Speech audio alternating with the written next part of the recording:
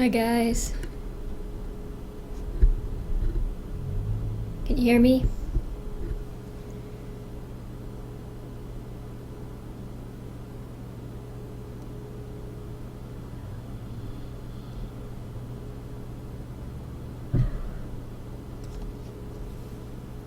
How's everyone doing?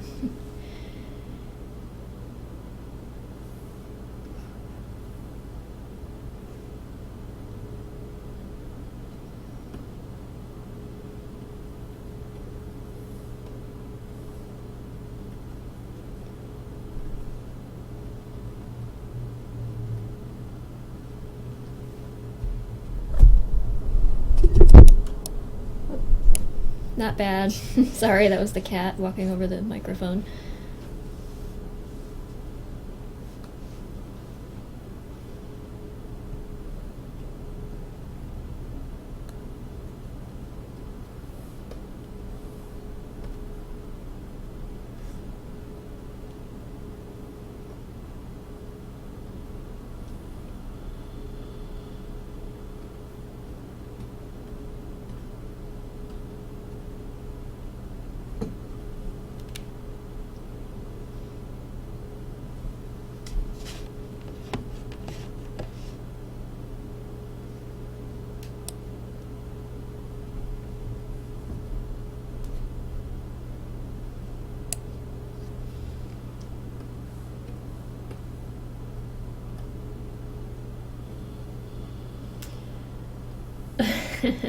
This is just a little thumbnail sketch of a reward drawing I had started on.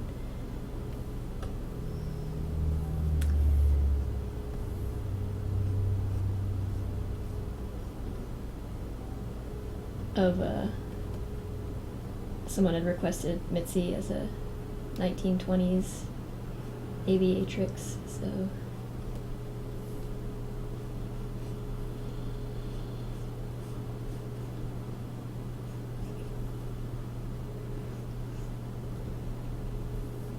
that's what that is.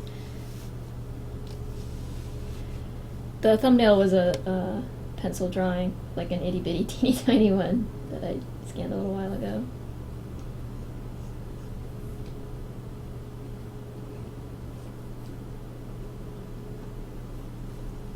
I still prefer just starting my drawings out in pencil, even if I'm going to do them like 99% digitally.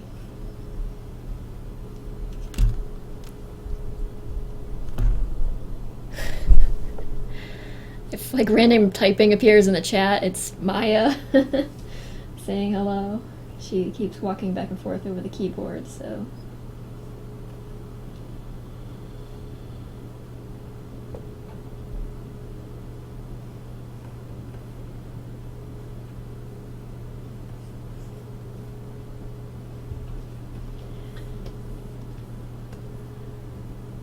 But if you guys aren't too interested in this, I can work on other things. I have other stuff I've got kind of partway in progress too. So.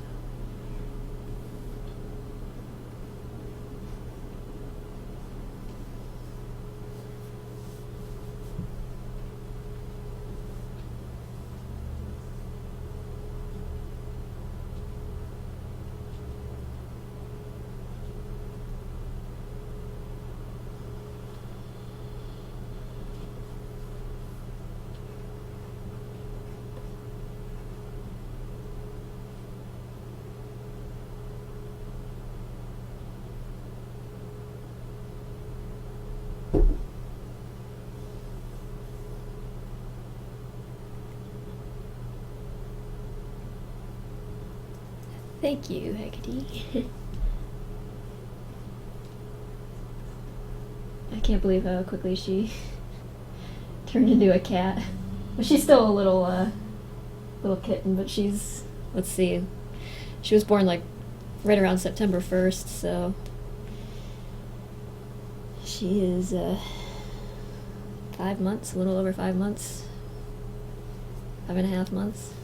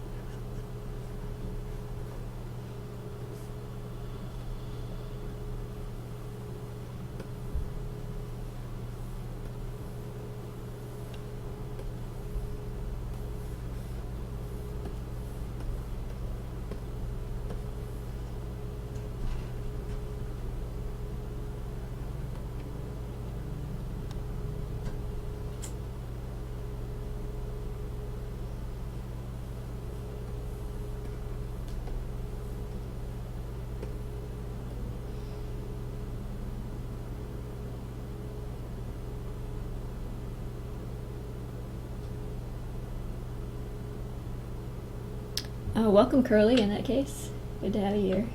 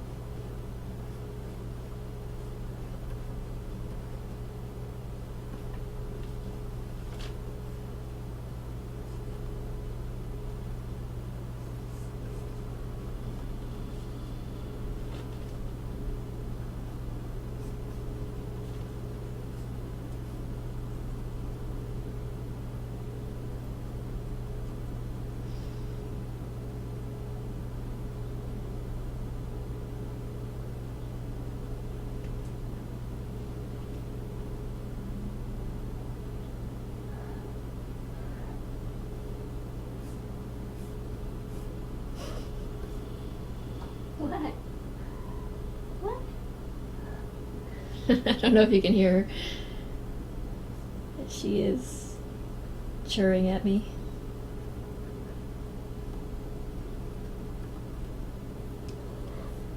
What? What you saying? Come here.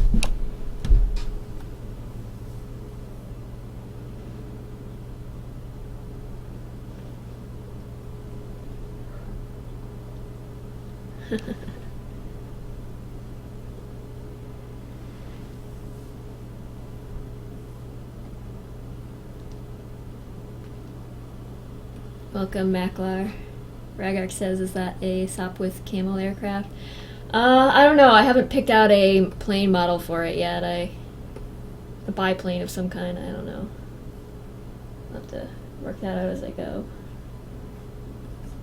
I'll take suggestions, though.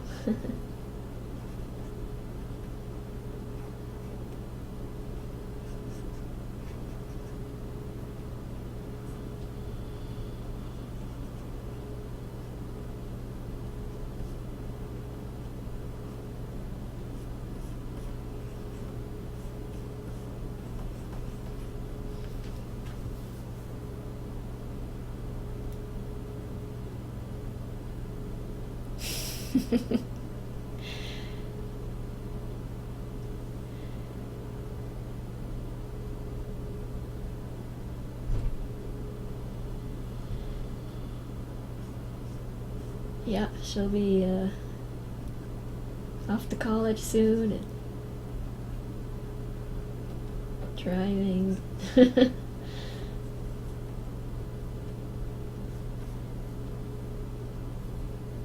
Actually, Calvin is almost old enough to vote.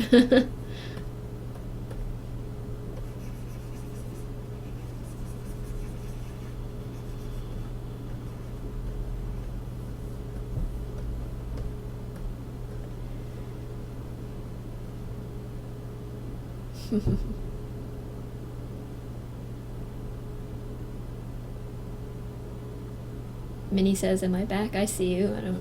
Are you having trouble with the stream?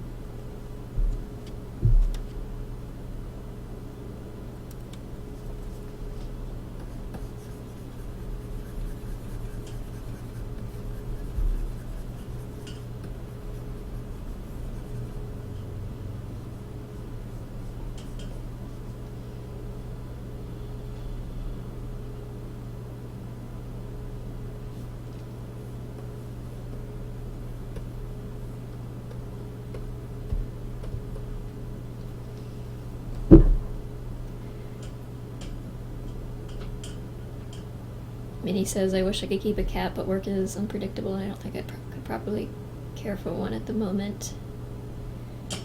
Which is a shame because it's lonely here. I'm sorry to hear that.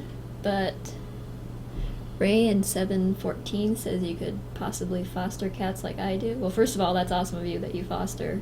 And second of all, yes, there's always a need for fosters. Pretty much anywhere you live.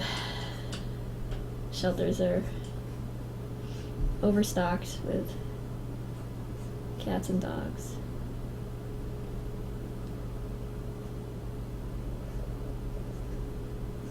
And it's much nicer for them to be in a home environment than, even if only temporarily, than stuck in a tiny little cage. Stainless steel cage that's about as uninviting as you could imagine.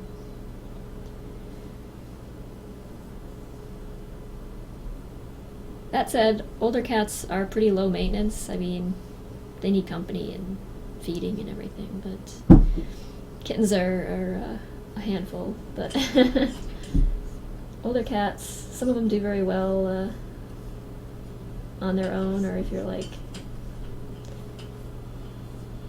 at work all day and can't give them any attention, you can always get two cats so they can keep each other company. Maclar says, so did they figure out where they're going to put you at Anthrocon? I don't have any information yet about... Well, they told me I'd have a table near the front of the dealer den, I think, or the artist alley. It's one of those two things. I think it's the retail area. So I'll be in one of those places, but they gave me a table, so that's good.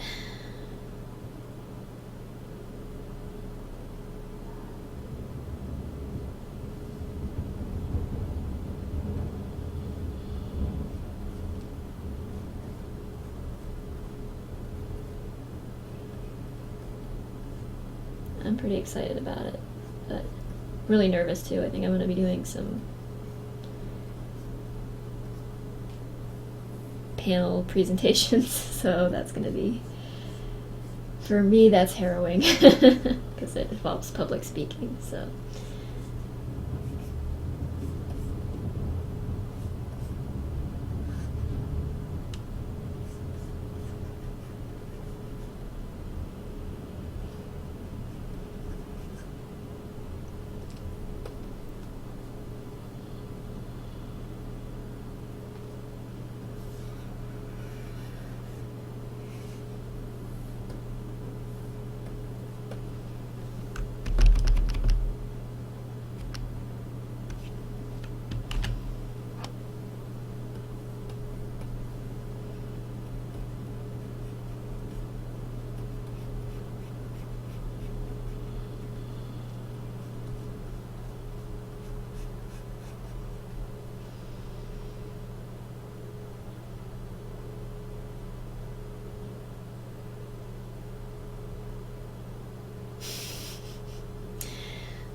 What would imaginary friends look like? I don't know. It's like cactuses, cacti.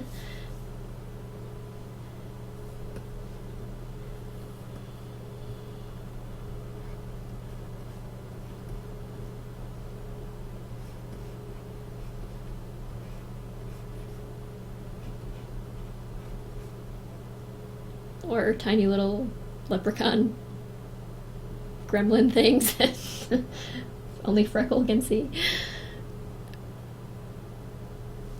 But he says, are there any plans to do any East Coast cons in the future? No definitive plans as of yet. Anthrocon's in Pittsburgh, and that'll be the furthest east I've done as far as comic convention. Well, it's not a comic convention, but as far as conventions go that often include comics. I would like to get to Dragon Con at some point, but I haven't worked out the logistics of that yet, so.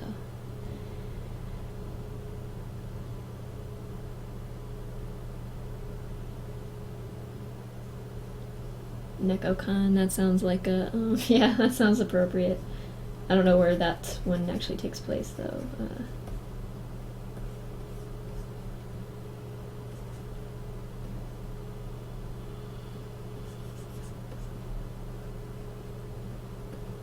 Or if there actually is such a con, but probably, I imagine there is.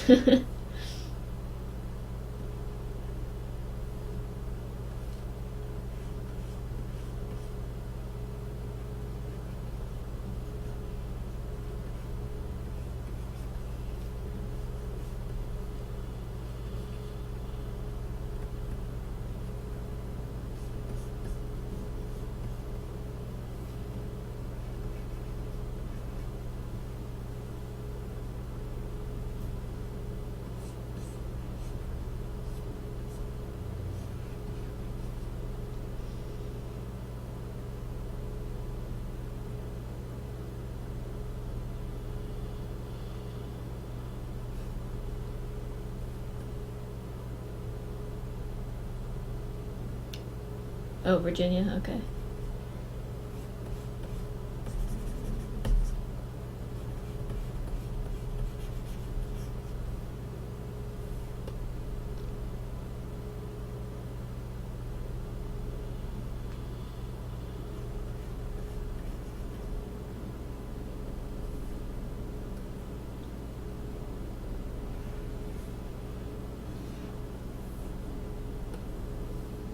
Welcome, Tasty Salmagundi.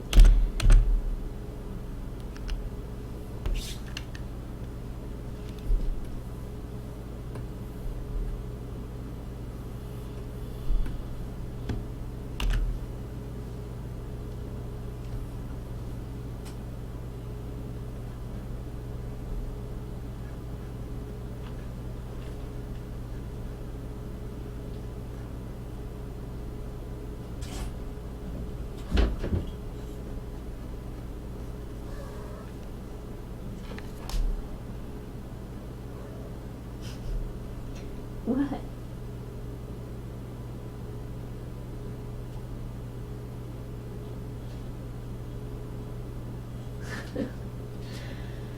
She just, what are you doing?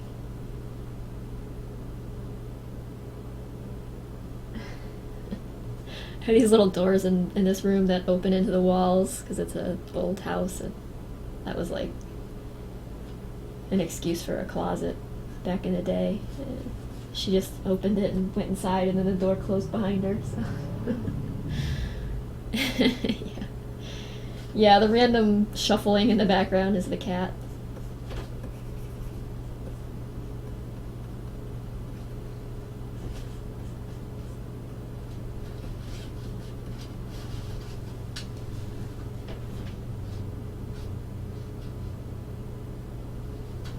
She's,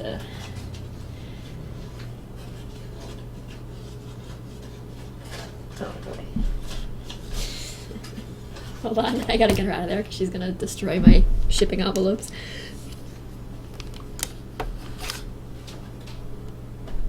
Maya, what are you doing? Come on, you coming up?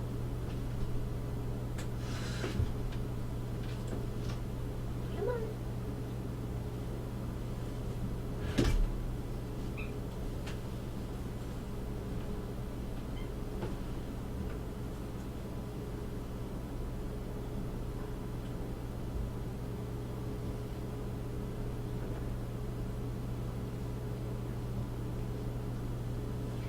Come here.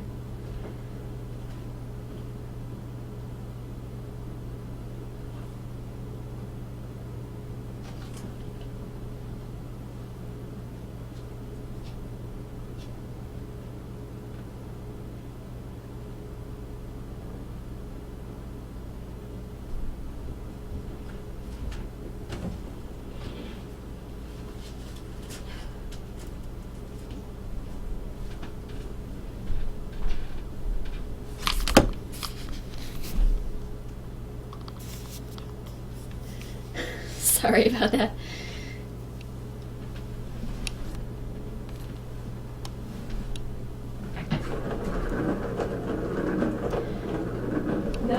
can't play with that right now. Sorry.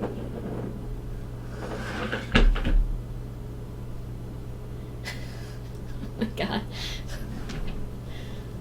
Noisiest cat in the world.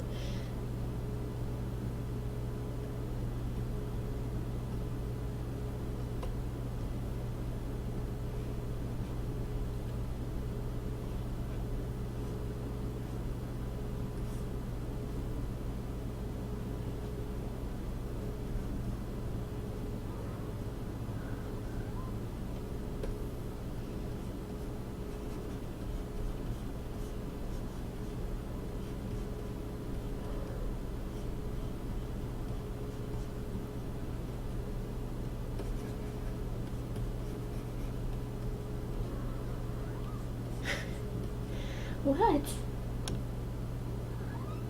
Yeah.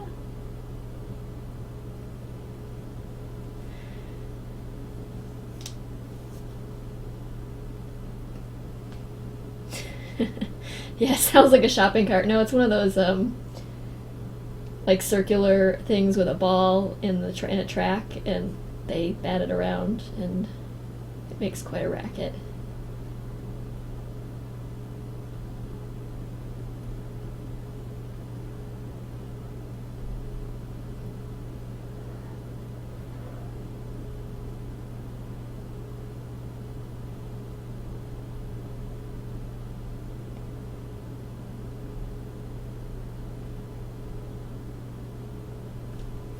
Tasku Hecate says, life with cats. Tracy, would you like to borrow a read and test that theory? Which theory? Did I miss something? I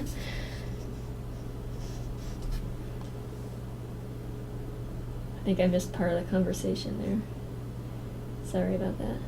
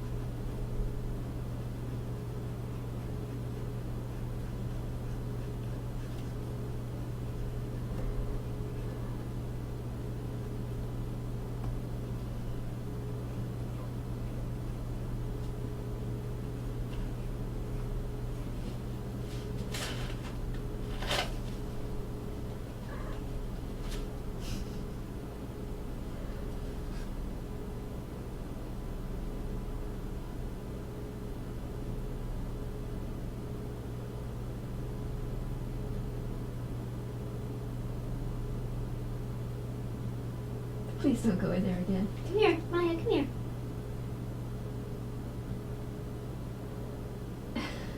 Come here. Come on. Come here.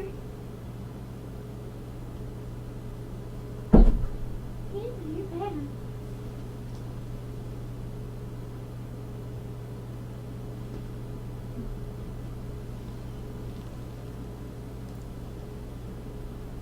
Oh, the loudest cat theory. Yeah, no, she's actually not that bad compared to some of the more vocal cats I've known. Rocky never stopped talking. He had that really yowly sort of Siamese voice.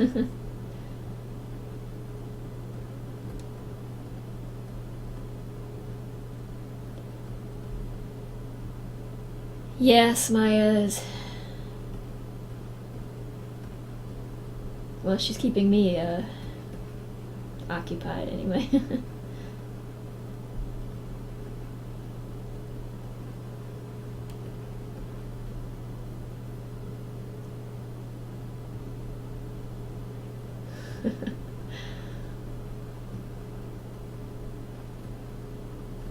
Yeah, sorry about my high-pitched cat conversation voice. You have a teeny cat who squeals at you like she does. It's hard to speak in a normal octave.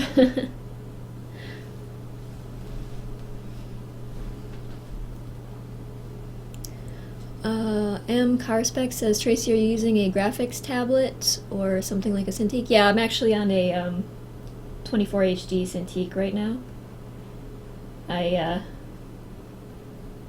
This one and my 13 HD Cintiq are my go-to tablets these days. So.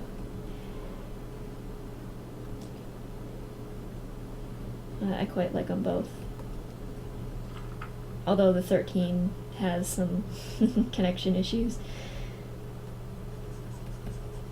Just by, I don't know, the engineering isn't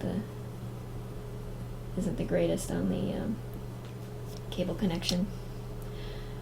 That must be Mark Carspeckin. If so, welcome. Good to have you here.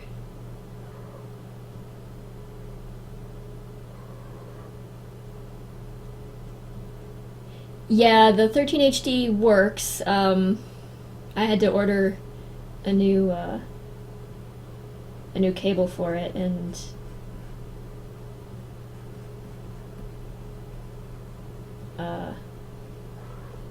which isn't a huge problem, but it initially broke when I was out of town visiting my family. Actually, I think it broke on the way over because of the travel jostling it around, and tried to order like another one super fast and get it as quickly as I could, but it is impossible to do that, and so I ended up on the phone with Wacom for quite a long time trying to convince them to send me one to expedite it, and so I could continue working while I was away from home, away from my large Cintiq, and they would not do that. They were like, oh, it'll take 10 to 15 business days to get to you. Like, that's not good enough. So my father helped me make a little, rig a little thing up that would hold the, like, it would only work if the plug was propped upright at a weird angle.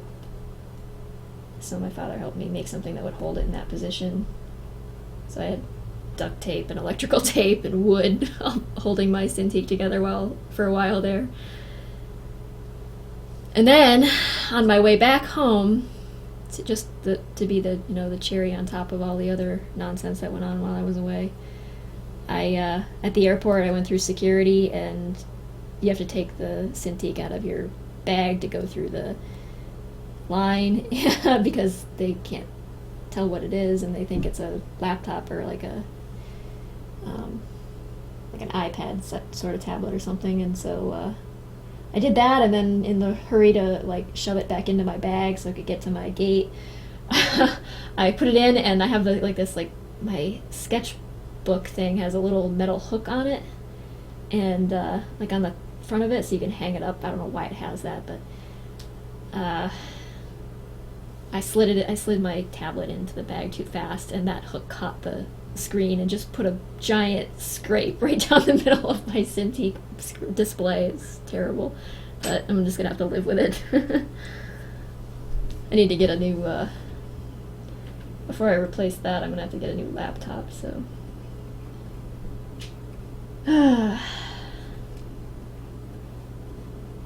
That's,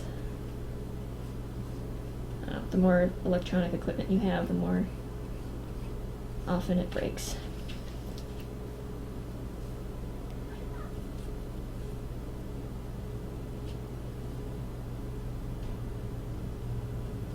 Mackler says, clever MacGyvering on your father's part. Yeah, he's pretty handy about that sort of stuff.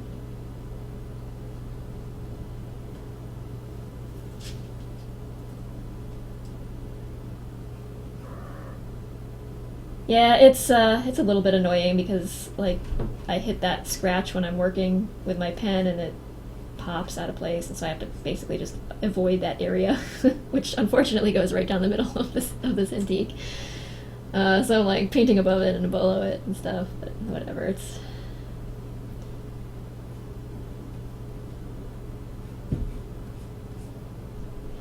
still better than trying to use a Intuos tablet or something.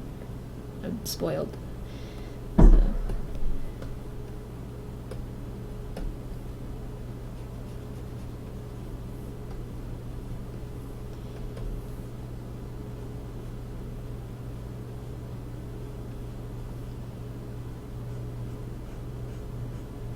The laptop still just crashes intermittently, and that's also been kind of an issue. I lost about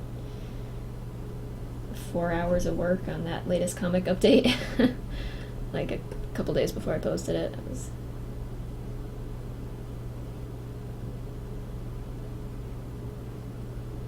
The laptop hadn't crashed in a few days, so I got complacent about my saving, and I regretted it. Because then it crashed.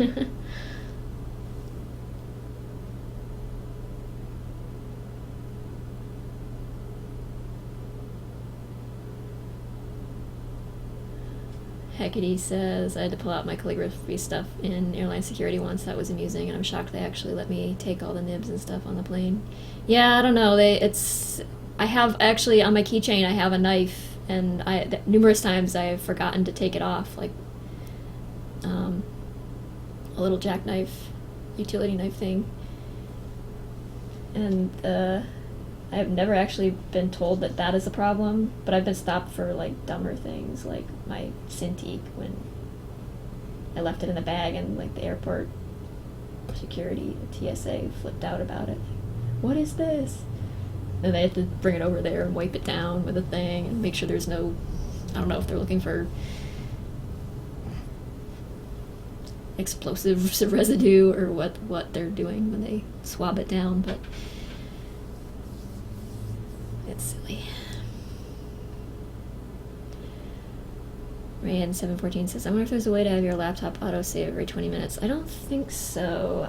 I don't know if maybe I'm actually not using the most recent version of Photoshop at this point, but possibly Photoshop can autosave, or newer versions of it anyway. I know the 3D software I work with, 3ds Max, has autosave settings, but because I work with such huge files, it would really slow me down to have it autosave like that. So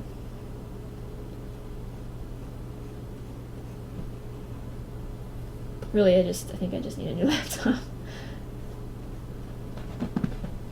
with a nice solid state drive I can work on that will allow me to save my gigabyte plus files at a much faster rate than they currently save.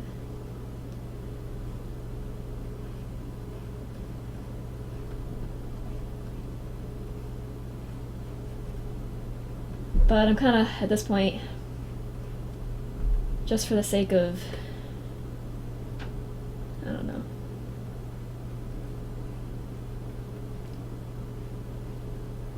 there's no real reason for it, but I just kind of want to finish book 2 with that laptop, and then I'll get rid of it.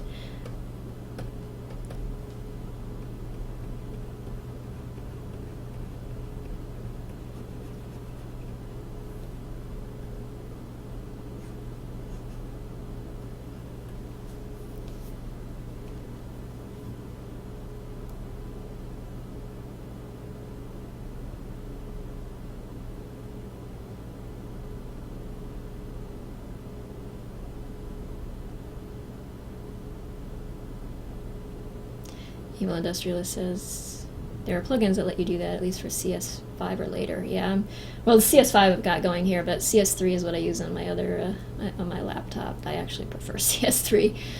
SSDs are great for save times, and yeah, that's what I've got on the desktop here as well, and that's, like, the files, it takes about, sometimes it takes 6 or 7 minutes to save my files on my laptop, and here it's like a couple seconds. It's amazing the difference an SSD makes.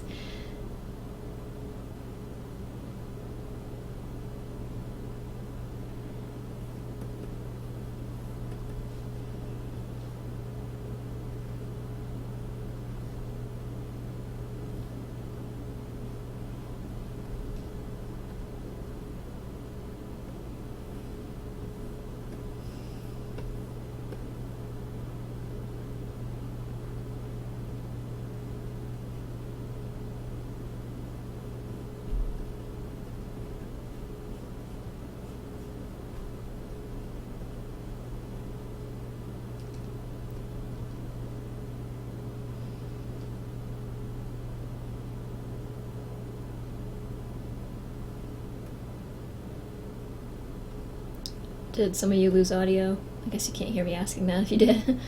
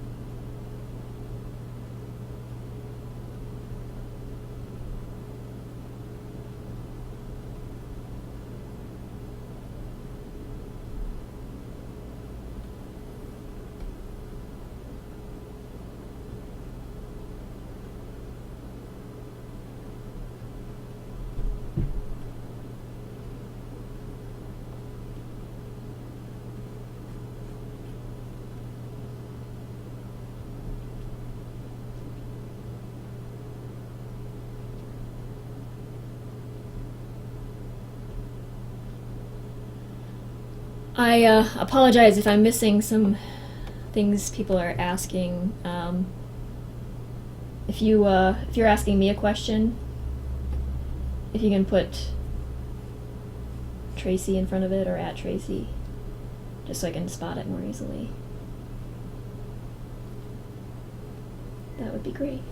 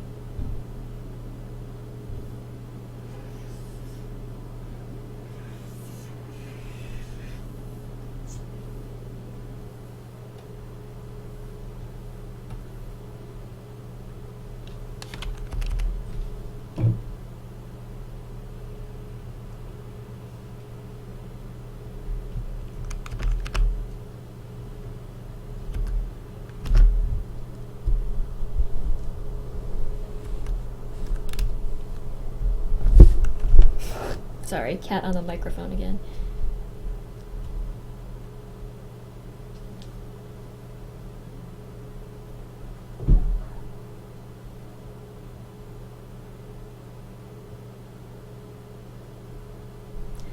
Thank you, Matt.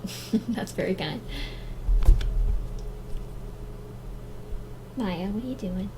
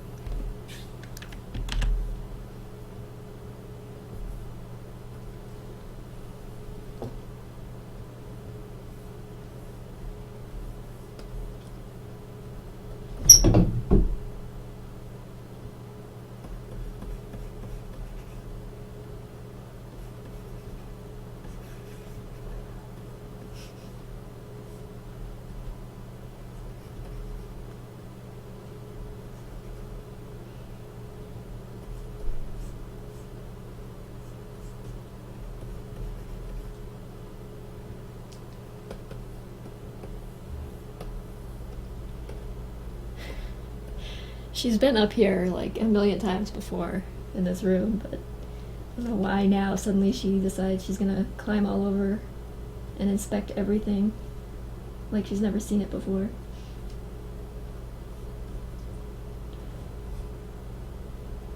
Because I'm doing a live stream, clearly. That's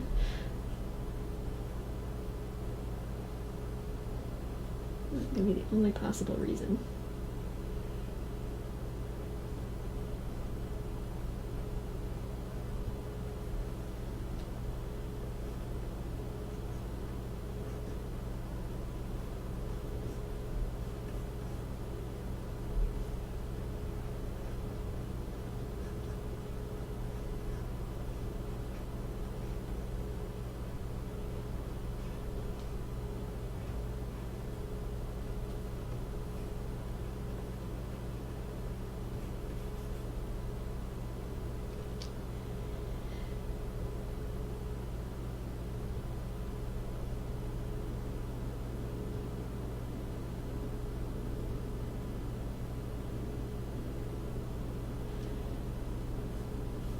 Mackler says it's like watching magic being performed. How miraculous how fast you move. Actually, I'm being really slow, and I apologize for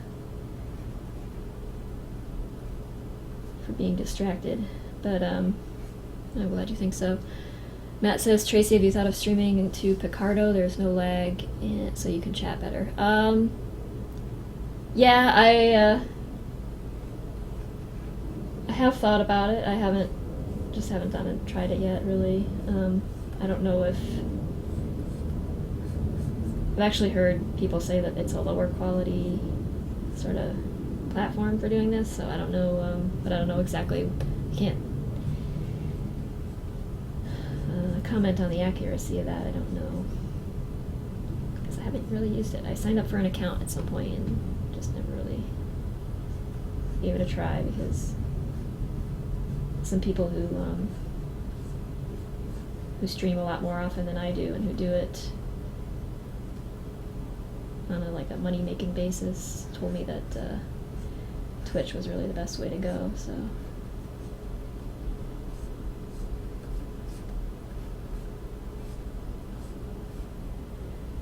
So that's how I ended up here.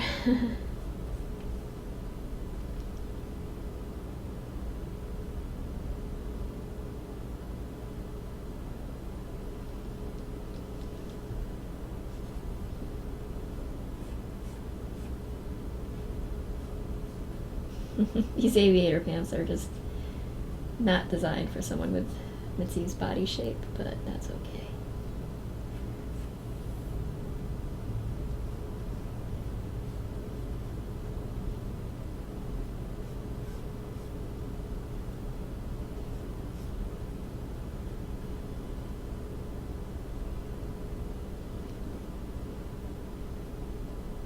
Ragarg says, is that Lacey on the drawing? No, it's actually Mitzi, but it's hard to tell because I haven't really zoomed in on the face yet or detailed it at all.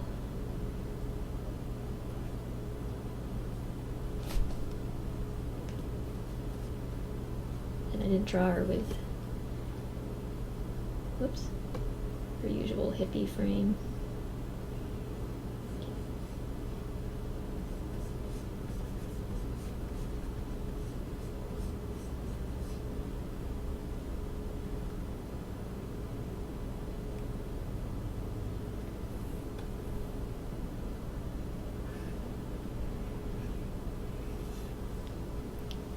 And Calvin is here.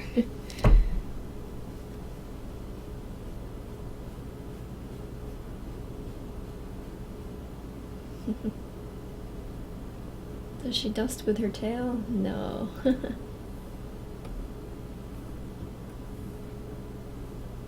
It'd probably take quite a bit of effort to keep it clean, really.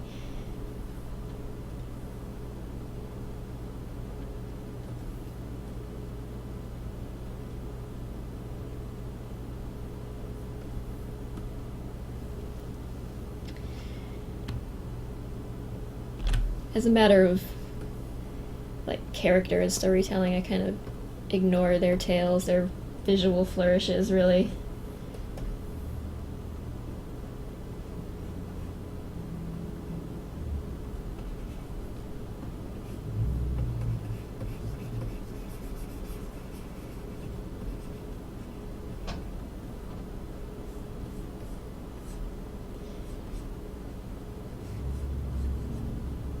That the cat thing isn't quite as literal as that, or is it meant to be taken as such? It's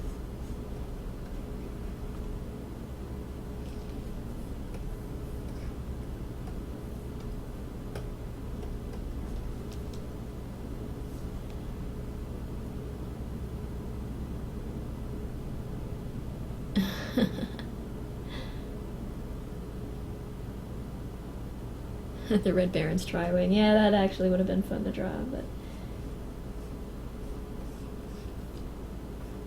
I guess I could make it a Tri-Wing.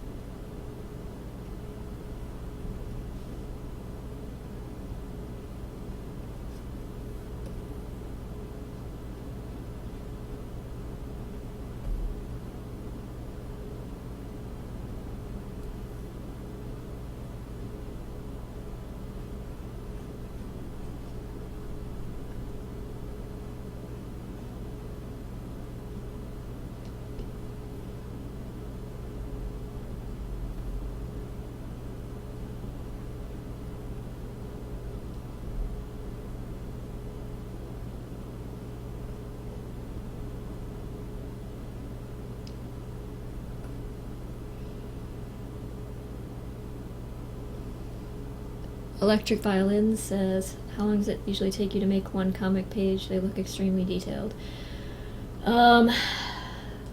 Well, for the, for example, the one I just posted took,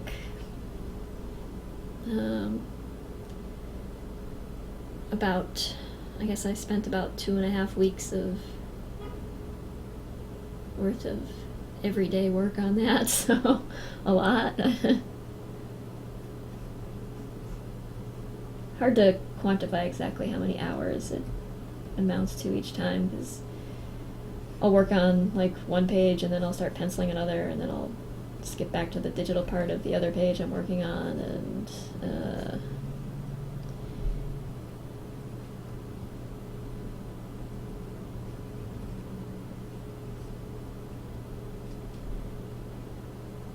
I'd say it's probably, depending on the page, anywhere from 50 to 65, maybe even 70 hours, I don't know.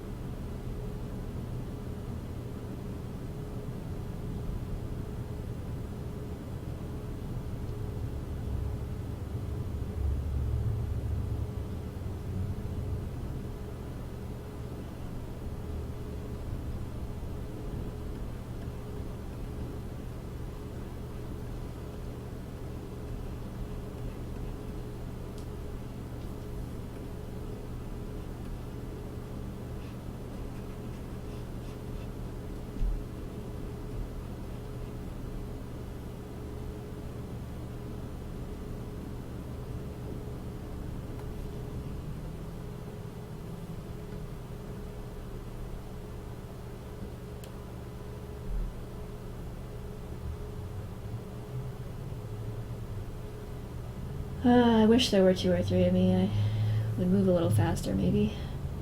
Or maybe it would just turn into a management problem. I don't know. Actually, I've been thinking I need to hire some help to keep up with some things, because things are going to get a little bit hairy this year, with just trying to keep up with everything I intend to get done. And now I have some presentations to do and some con book art and t-shirt art and stuff for Anthrocon, so extra projects have been added to the plate. I gotta get, and in order to have the book 2 out by the time Anthrocon comes around, and it would really be pretty sucky if I didn't have the new book out by then. I gotta get the whole thing to the printer in March, and so that's gonna be tricky, because I have a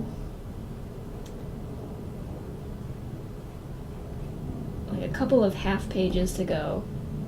Basically, together they'll be about one full-size page, but smaller updates than usual. And then I gotta do the cover art. The back cover will be the Rocky moonshine picture. I gotta do some art for the interior cover, which is one of the other pictures I have in progress right here. Maybe I'll pull it up later. And do some more like old-timey looking photos, so that I can change that up a bit for volume 2. And then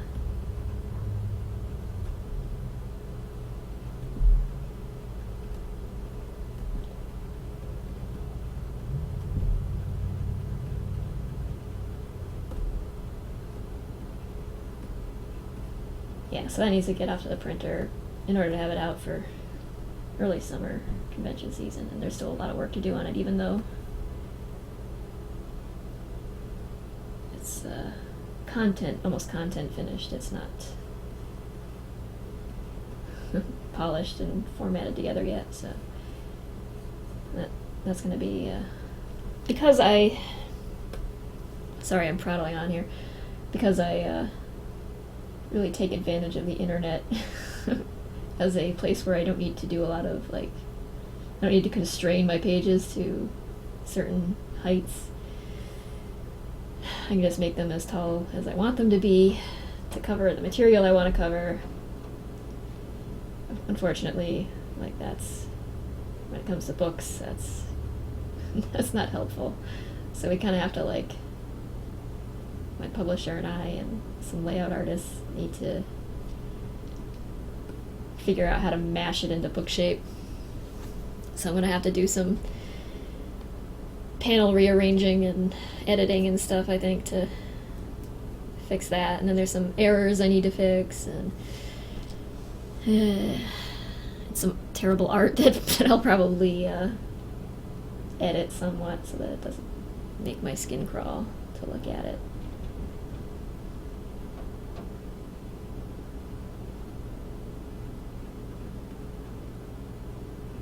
And then even when you get it off to the printer, you tend to count on, well, you wait for them to send you proofs of what you want, and then sometimes you have to send it back with revision notes and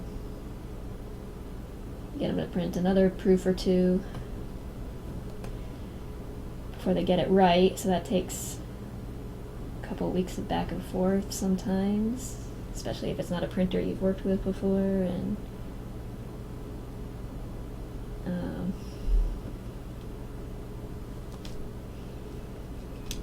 then when they finally do all the printing, you have approval and print it all, and they ship it out to you, and sometimes it gets caught up in customs or something, so even though it's only supposed to take 2 weeks to get to you, sometimes it'll take it a month and a half to get to you, and that's, yeah, so it's like, it's gotta go out as soon as possible.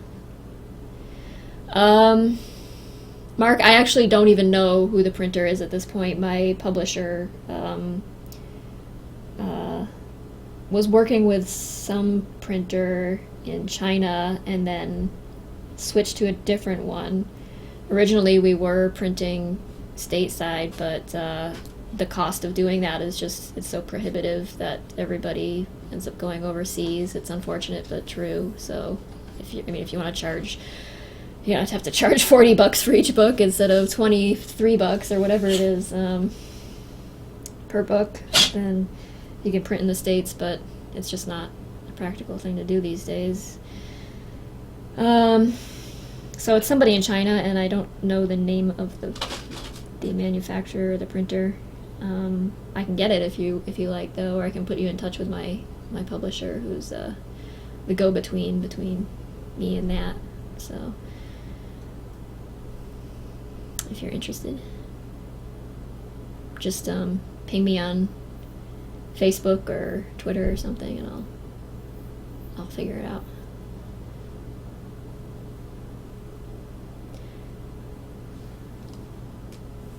Have a good night, Evil Industrialist.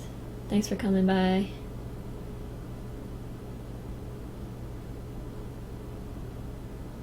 Sabine says, you realize your books are worth 48. Well, I'm glad you think so. That's very kind, but unfortunately, like, in the general market, I mean, you might expect, like, people who are, have been following the work for a long time, who are invested in it, would pay premium price for, a niche cult sort of book. But if you want to, like, sell anything on Amazon outside of your, or at conventions outside of your already established readership, then generally, if you want people who just kind of like blind purchase, you kind of want it in the competitive range, price-wise.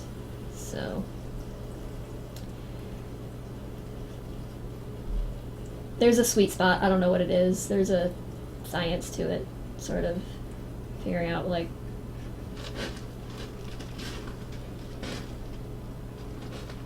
what the right price point is, but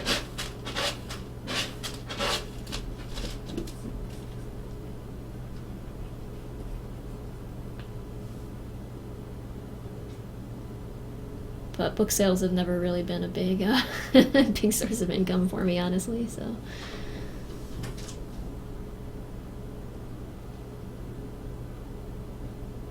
Absolutely, Mark. Just yeah, just ping me and remind me to get that information for you, and I'll get you in touch with Eric at 4DE, and he should be able to point you in the right direction.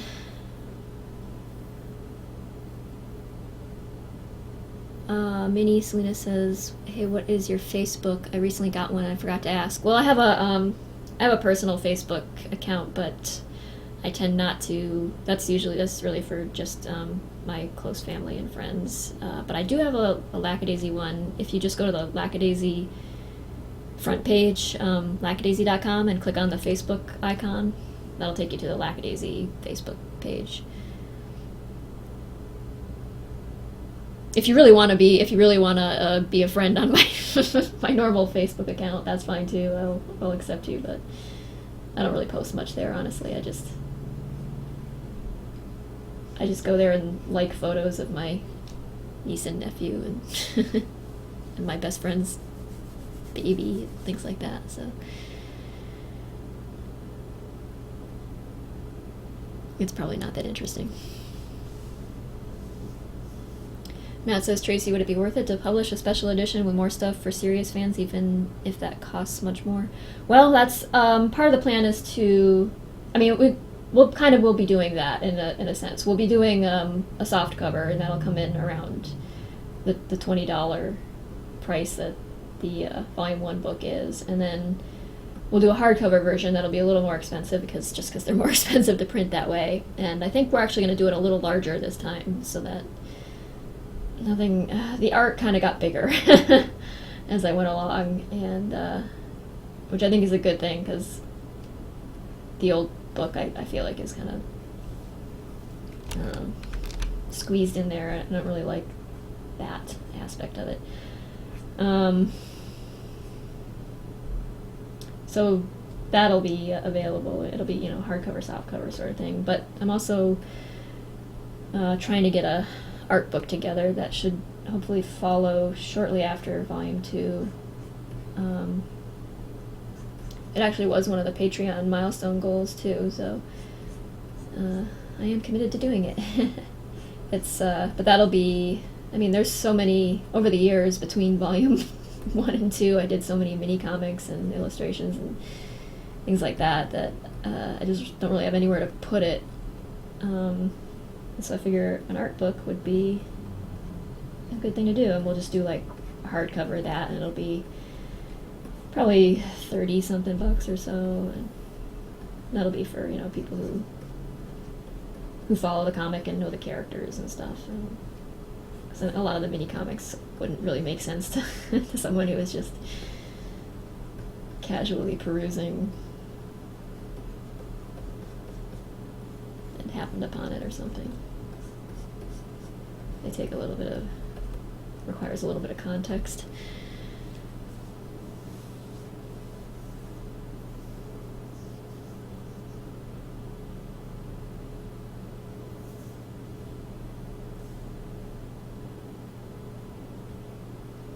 Oh no, it's fine. It wouldn't make me uncomfortable. It's just not that interesting. It's like the most boring Facebook page. I don't post political stuff, and I just like occasional cat videos, of course, and photos of like family and stuff. So,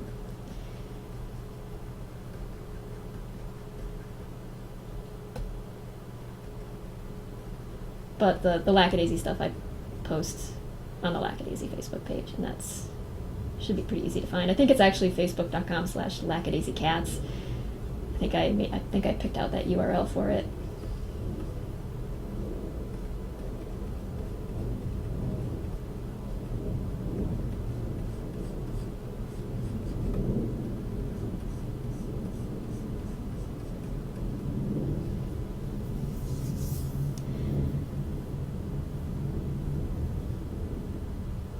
It's Mitzi's plane, I guess. It's just a kind of an out of character drawing for someone who requested it as a patron reward. Mitzi doesn't actually fly, but for the purposes of this little drawing, she does.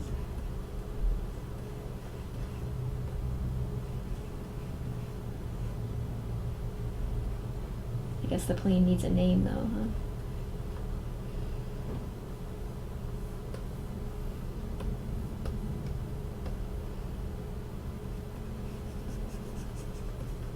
Try to give her an actual facial expression.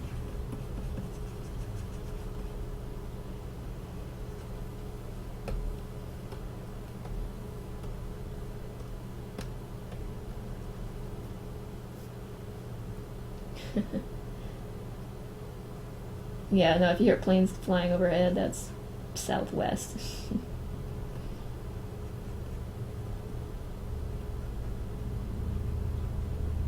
Coming into Lambert.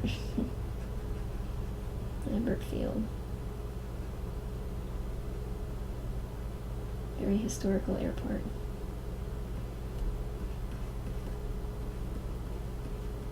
But it doesn't make the noise any less obnoxious.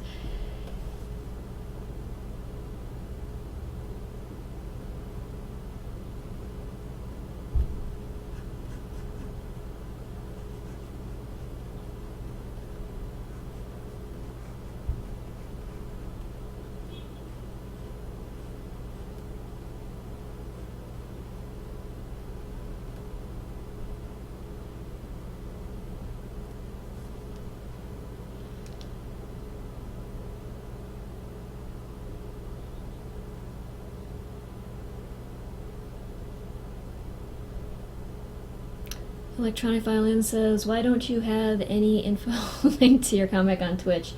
Because it's kind of a, I just haven't gotten around to it mostly, but it's kind of a private for patrons sort of deal, so I'm not using it to promote Lackadaisy so much as I'm using it to do these little, like, small little live stream sessions for patrons only. Sometimes people come in who aren't patrons or who just stumble on it, but it's not meant for, like,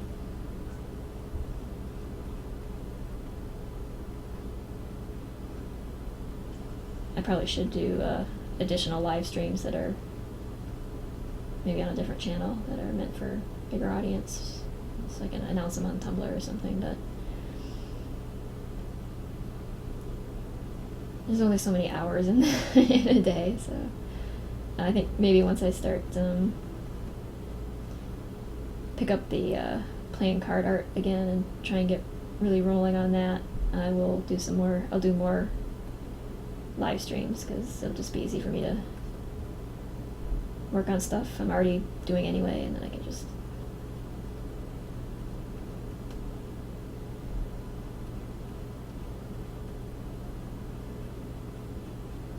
let people watch if they want. I'll get to it. That was a kind of a roundabout way of saying that. Mistopheles. That's a good one.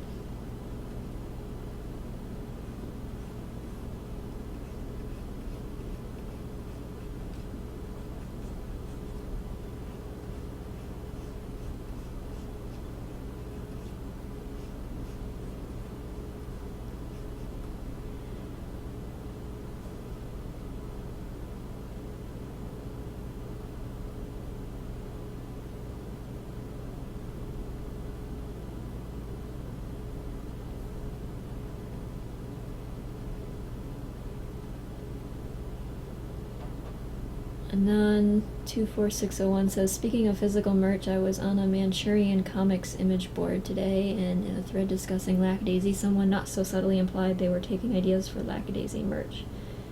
I suggested Rocky's Lucky Tie. Interesting. I suspect it wouldn't be licensed Lackadaisy merch, but sometimes you can't stop that happening.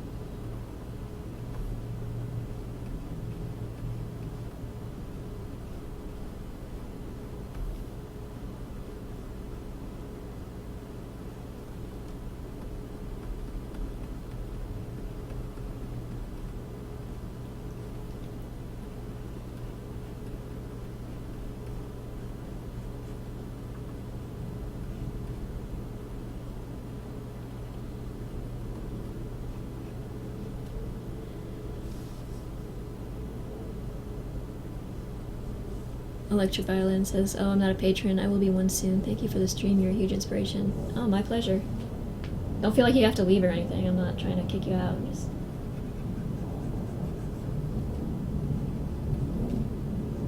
If I was getting like a huge influx of people who weren't patrons, then I'd have to make a private chat group, I think, but that's really not been an issue, so.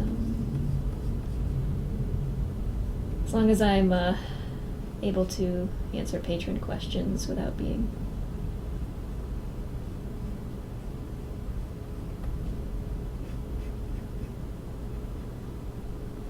distracted by people who stumbled in by other means, then that's fine.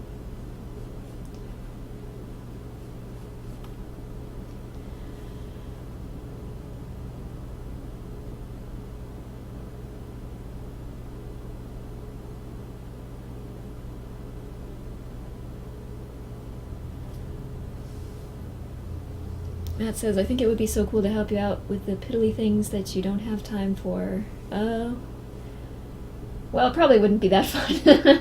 It's what I'm actually looking for is, or maybe looking for, which I had a little bit of help from an artist this past year doing wallpapers, like taking paintings I had done and making wallpaper versions of it.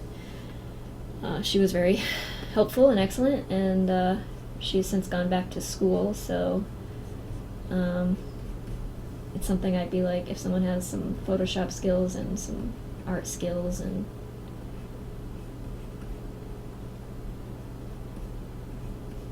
can put together some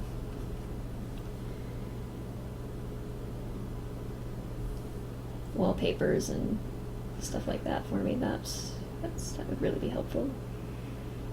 So I can concentrate on other stuff. If you know anybody who does that, or you are such a person, then feel free to say so. It'll be, it wouldn't be like steady employment or anything. It would just be like a pay-by-project sort of thing, or for each like set of wallpapers or something, I'd send you a payment and try to keep you busy, but I wouldn't know, I couldn't guarantee like I'd always have something. So it'd be like kind of like maybe a little extra income for somebody who's in school or something.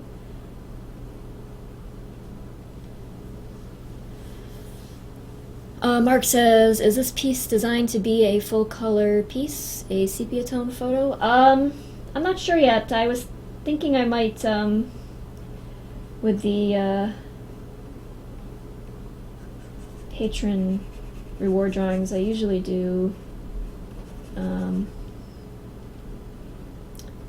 of a sepia tone with a little flourish of color here and there. But I was thinking I might do an old photo treatment on this one. Might be fun.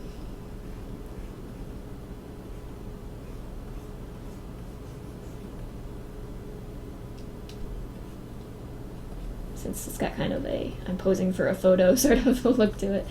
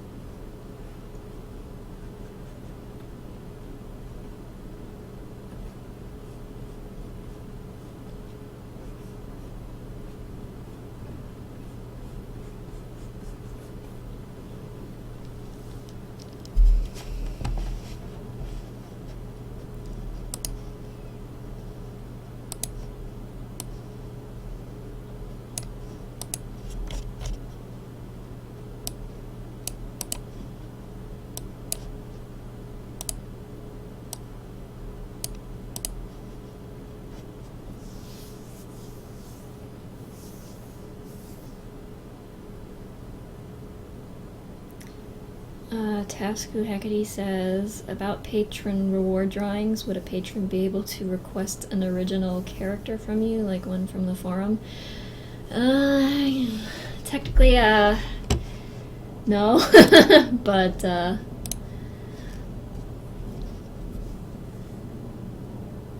message me behind the scenes about that and we'll talk about it.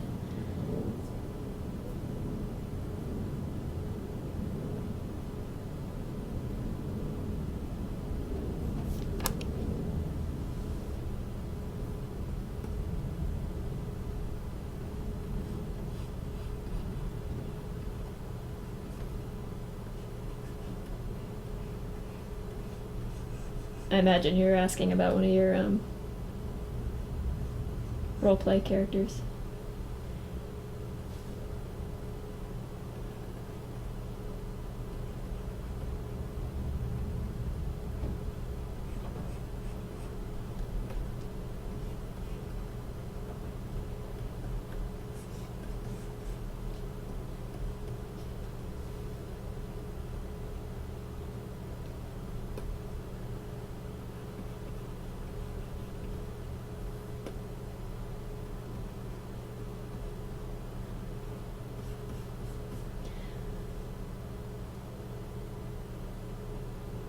Oh, okay. Well, that's alright. I mean, if you ever do want something like that, just let me know and we'll work something out.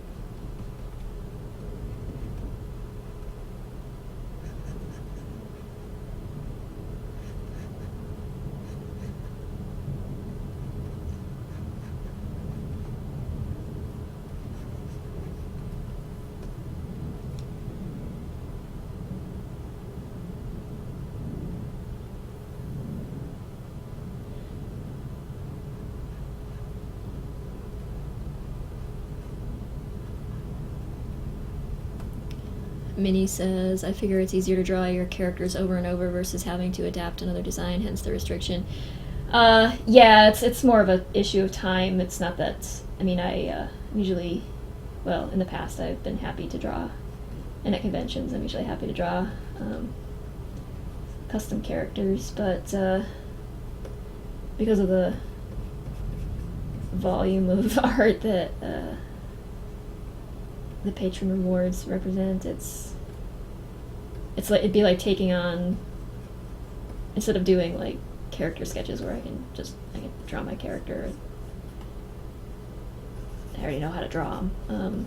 It'd be like taking on more involved commissions, so it's a little hard to.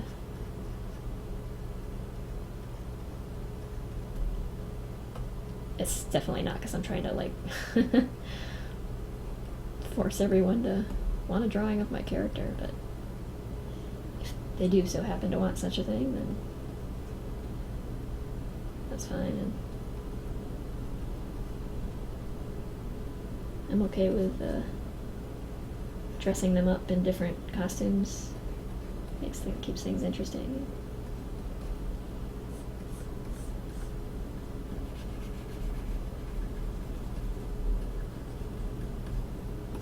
For me at least, it does. I don't know. Hopefully interesting for you too, but I don't know. If you guys are getting bored with this picture, just say so. I'll switch to something else.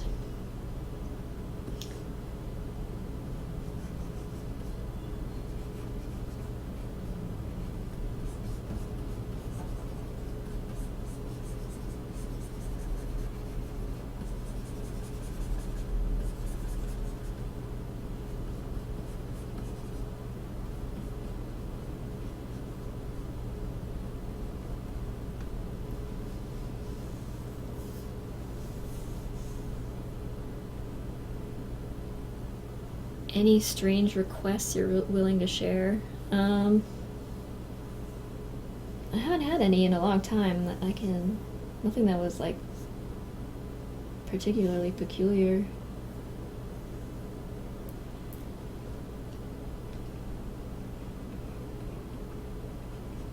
I mean, I've had the typical, like, requests for draw this character naked or whatever, but with Lackadaisy, the best you're gonna get out of me is, like, partially concealed nudity, so,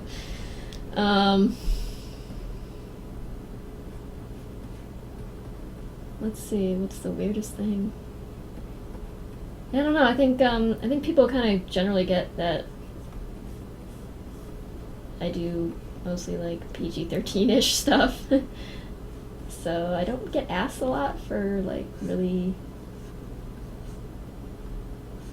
adult-natured stuff, but too often.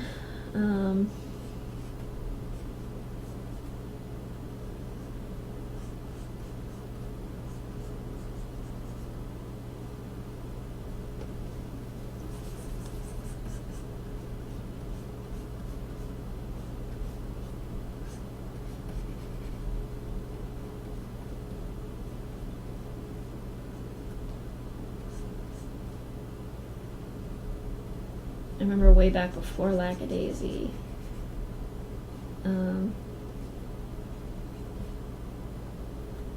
had this one person who kept asking me for drawings of my characters getting their feet tickled. I was like, okay. That's your thing. That was when I was, at some point when I was taking commissions, but I really haven't been.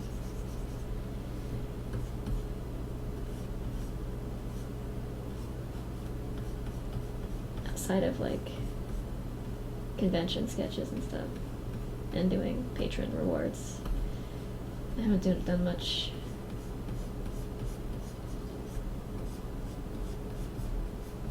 freelance stuff lately.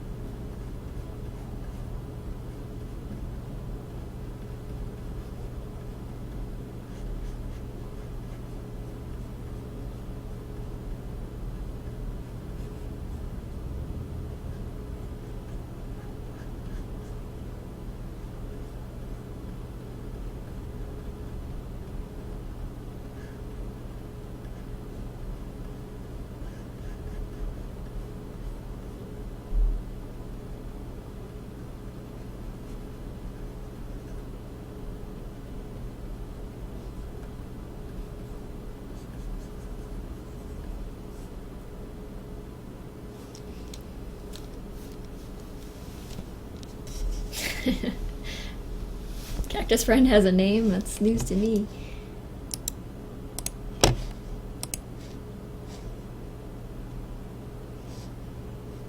Really excellent work, Own High. That's impressive.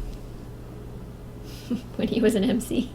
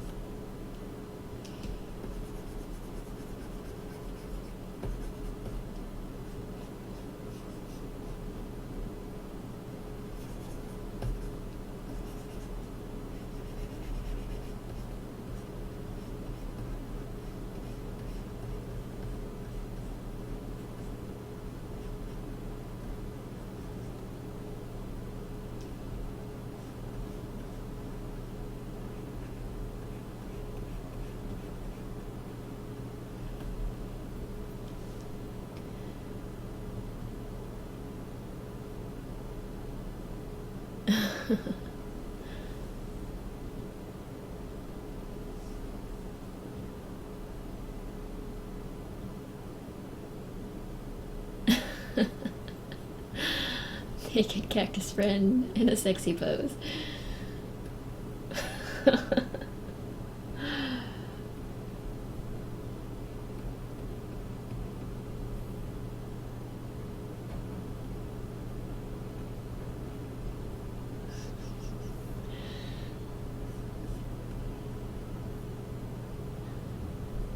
When it comes to cacti and succulents, what is considered sexy exactly? I guess the word succulents is maybe sexy in itself, but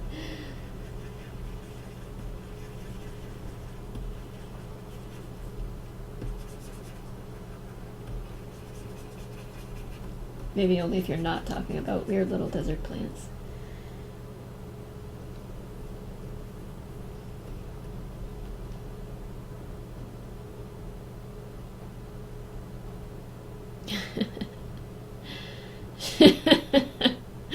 Trot like one of your French girls.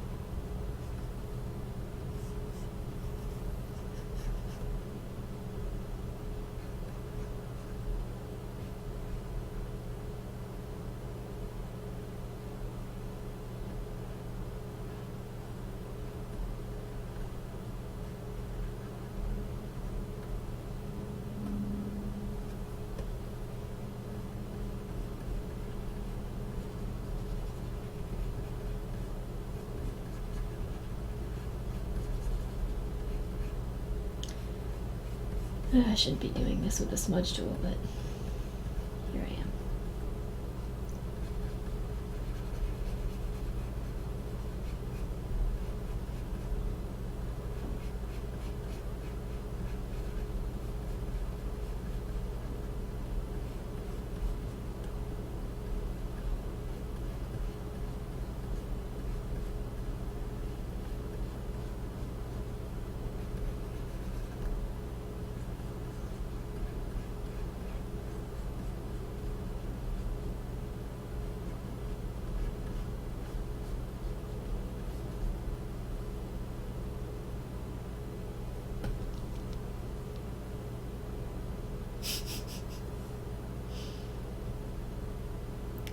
Crazy Piano Man says, how do you keep a post-surgery kitten from running around and playing?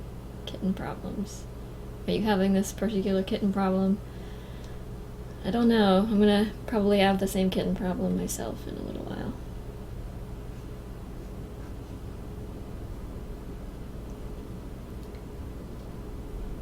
She's got her appointment to be spayed on Wednesday.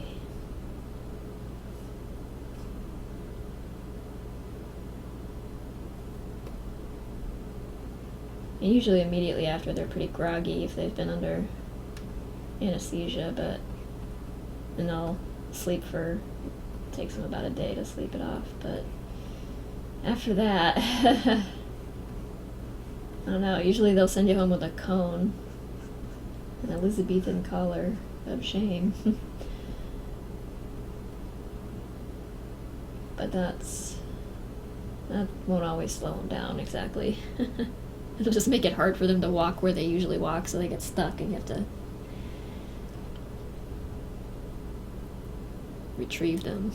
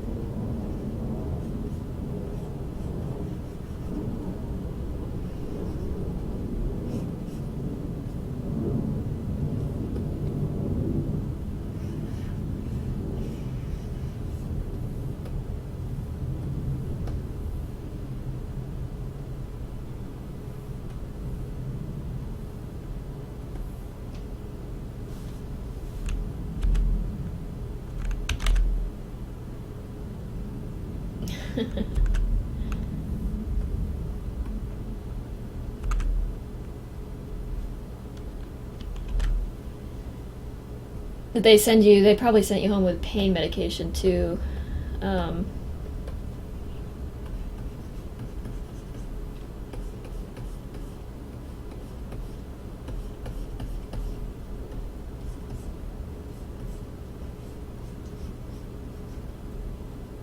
Well, I wouldn't really suggest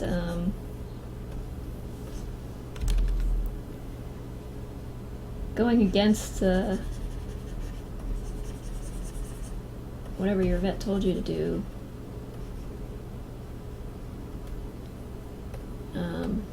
I actually have had to withhold pain meds from injured cats before, just to keep them from moving around too much. Calvin specifically. At one point he hurt his tail and had like a separation injury between two vertebrae in his tail, so that like the ligaments there had been stretched out, and his tail was just kind of like hanging there limply for a little while. It was kind of scary because I was a little worried that he wouldn't get his full range of motion back with it.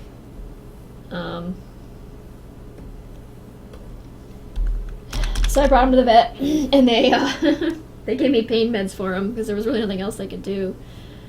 And so I gave him the pain medication, and instead of like moping around like he had been with his tail just kind of limply hanging behind him, he started running around and playing, and his tail would just like flop around, and I could tell it was like if he could feel that, like if the pain meds weren't doing anything, he would not be doing this.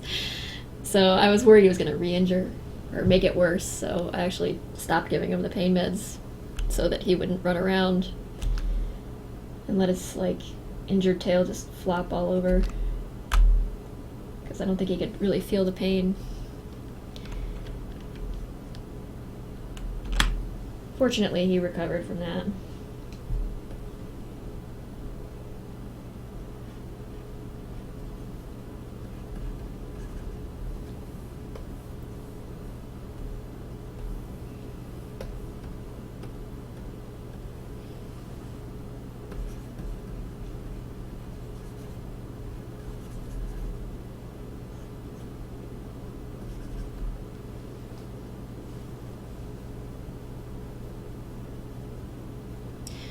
Crazy Panaman says Maya came into your life in October-ish, right? No, September actually. A few days into September. So, I estimate she was born around like the very tail end of August or like right at the start of September. She couldn't have been more than just a few days old when she first arrived, so.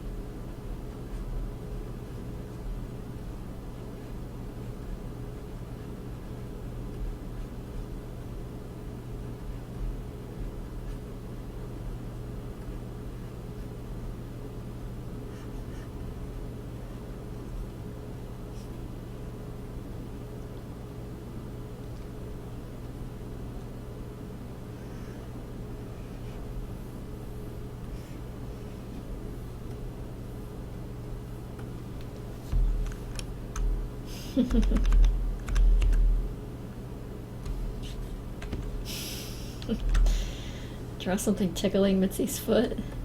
Like a...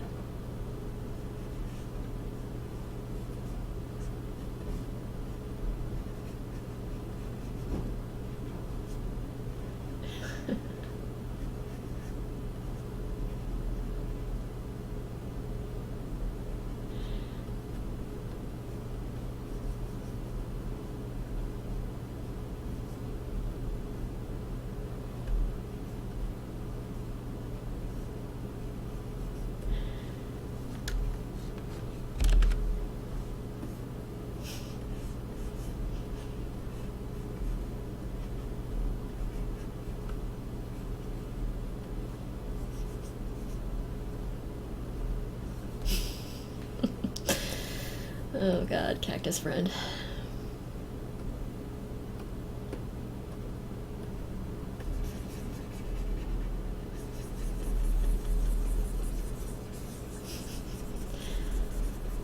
So long, cactus friend.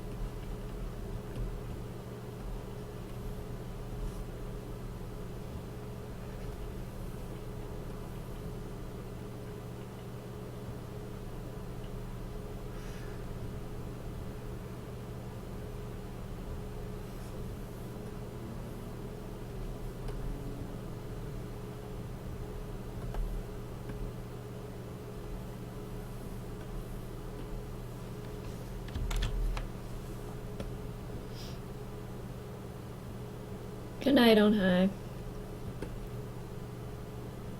Thanks for coming.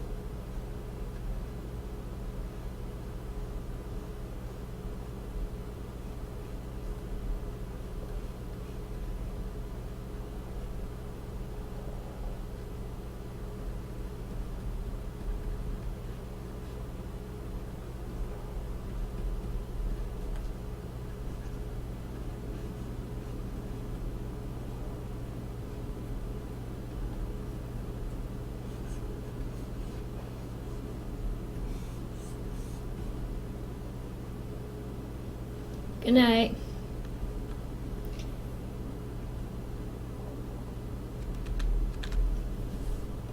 Alright, I'm gonna put this one aside for now. It's kind of fiddling with lots of details. I'm sure it's pretty boring.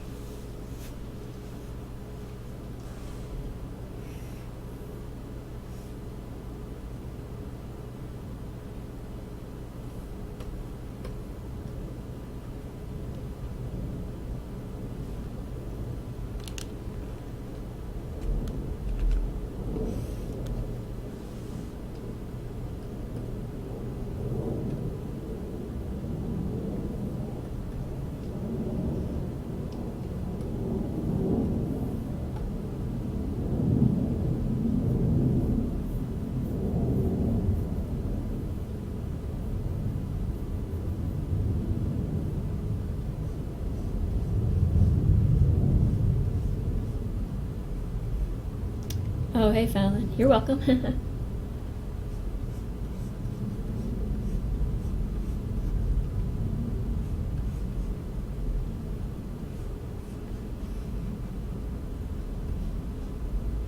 It's not done yet. I'll polish it up some more and send that off to you.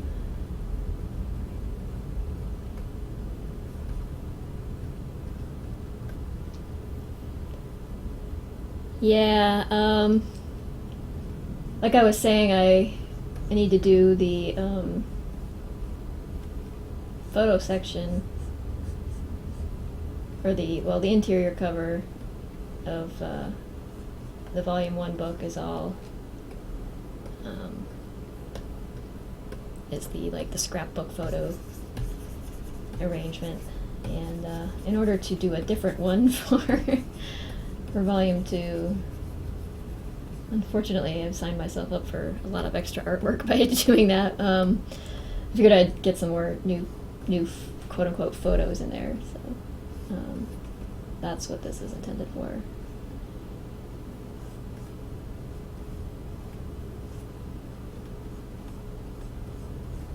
So it'd be a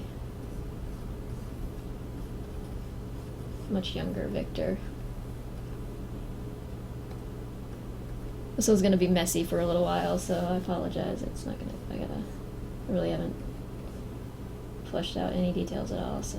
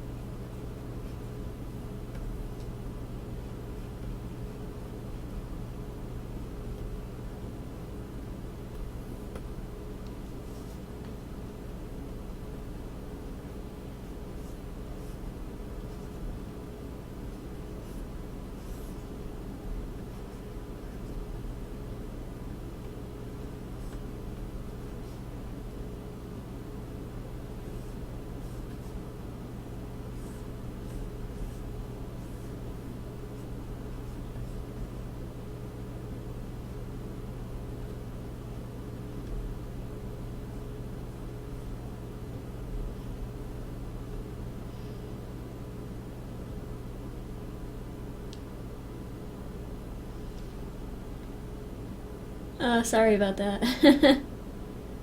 Probably should have started with this one.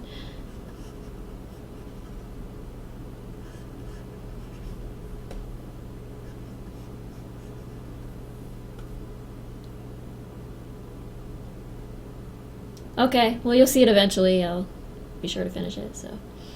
Good night. Thanks for coming.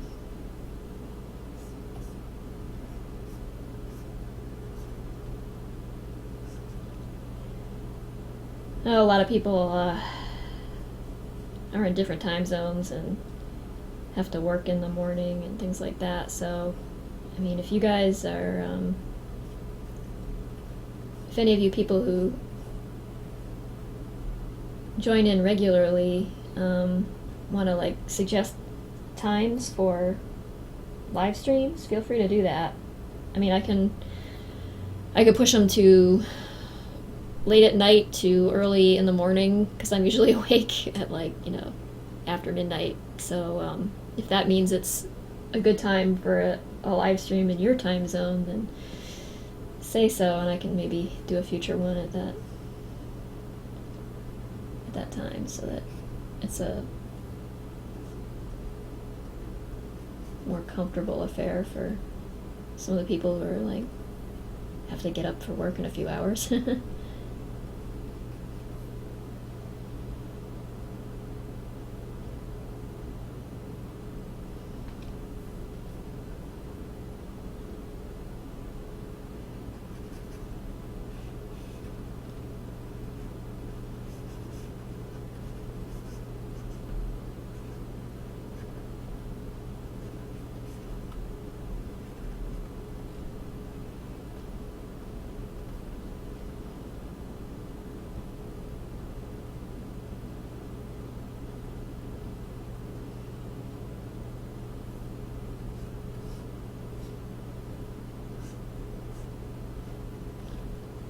Crystal says, I just noticed there's a new page up. I feel naive for not expecting to see Weasel face again. Though I have a feeling he's not one of those characters that lasts very long. Well, you might be surprised. Hopefully he will be. Hopefully it's not totally predictable how Volume 3 will pan out.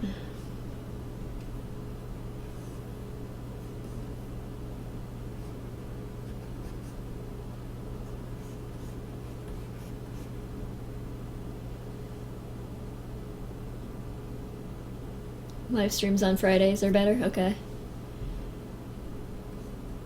I sometimes wonder, like, I don't have a problem with doing them on, like, Friday, Saturday, Sunday, but I always worry, like, there's so much Twitch traffic at that time that we'll have lag issues and video cutting out and stuff. I've noticed it seems to happen more often when I do Friday streams, so. But we can give, I'll do the next one on a Friday.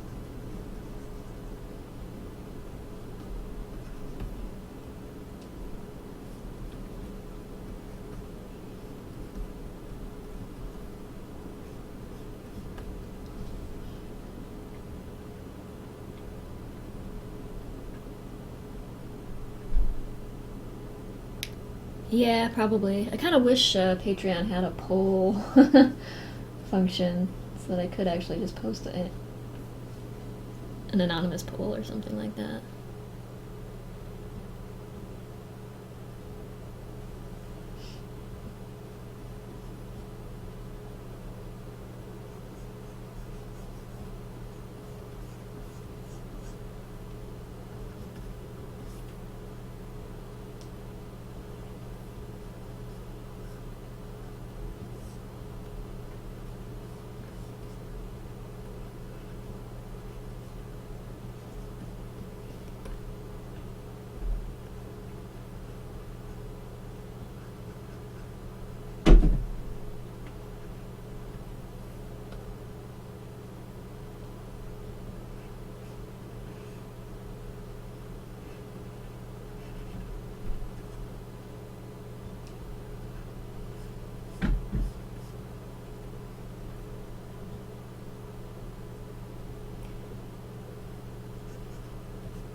Yeah, she did. Yeah, that was Maya jumping off of the bureau. She's at that age where she wants to climb all over everything because she can finally jump high enough to get there. Yeah, she's about 5.5 months now and is starting to look more like a cat. She doesn't have that baby face so much anymore. She's still got a lot of growing to do. She's tinier than the other cats, but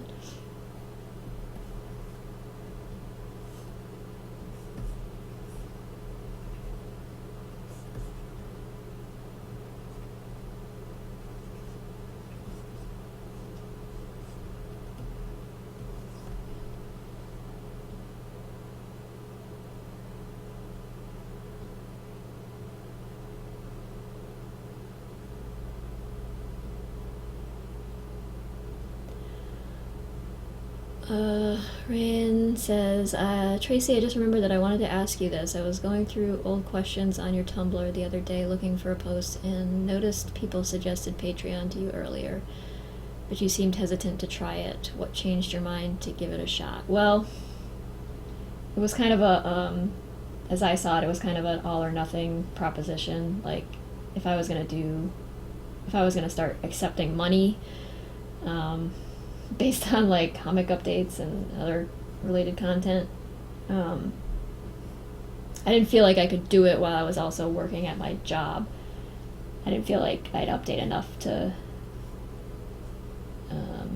make it worthwhile for anybody to throw money at it. And I mean, even if they did want to, which I appreciated it, I would have just felt bad all the time that I wasn't like doing enough to really warrant that. So I figured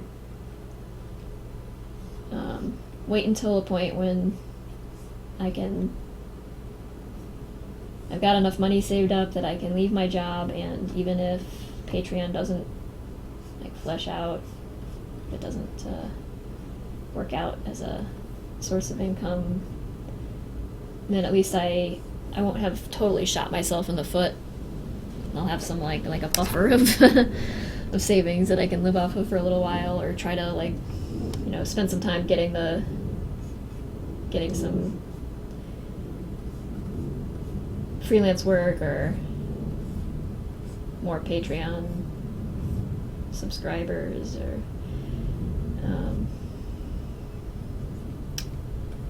something like that, so that it wouldn't have to like panic. Because I didn't know that Patreon was going to work out like that. I really didn't expect that I had that many people interested in the comic or still hanging around wanting to read more of it. So,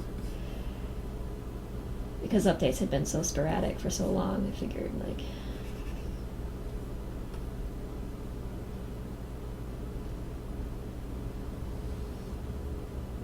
so I knew I couldn't do it until I was just like financially ready to take the leap and leave my job.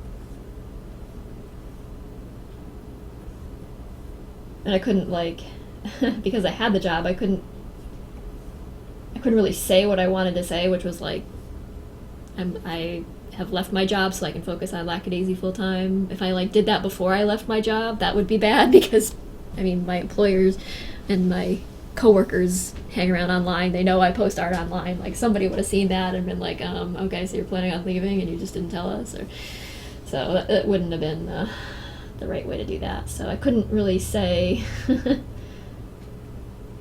till I actually pulled the trigger on like giving my notice at my job. I couldn't openly say what I wanted to say about doing the comic full time and stuff. If that makes any sense, I don't know. I just kind of rambled a lot there, so apologies for that.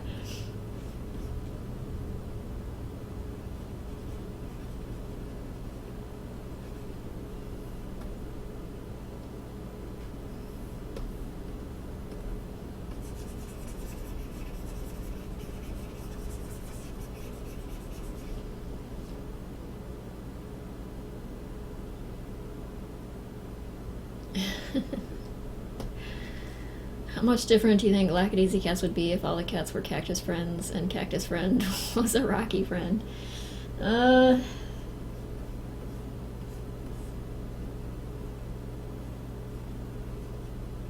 Largely the same.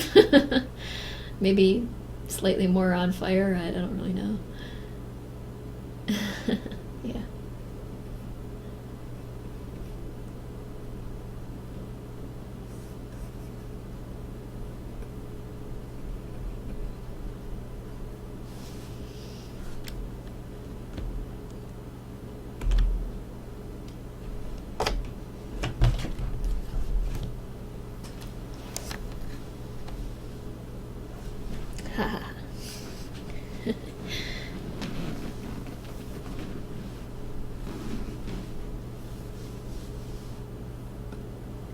Hello, Insane.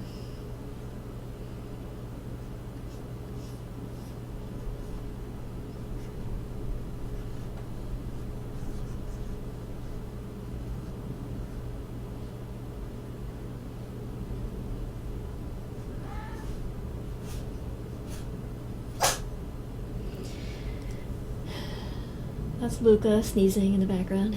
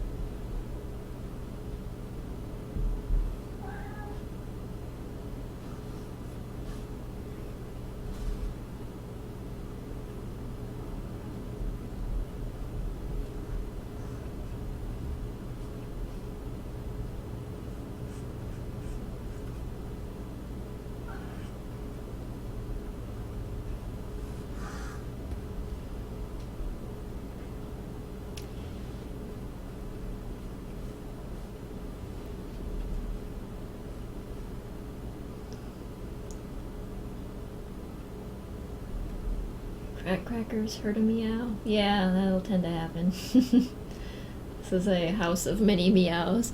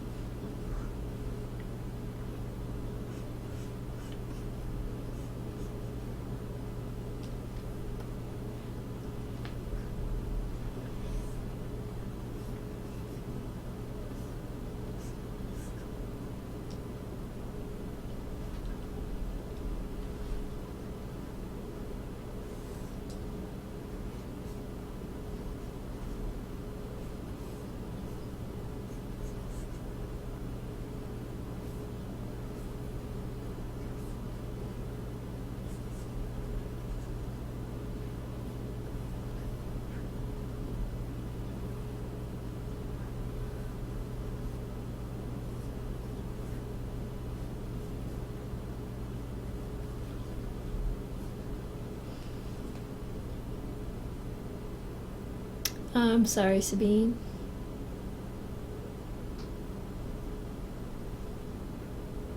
That hurts. That's what happened to Ivy, too.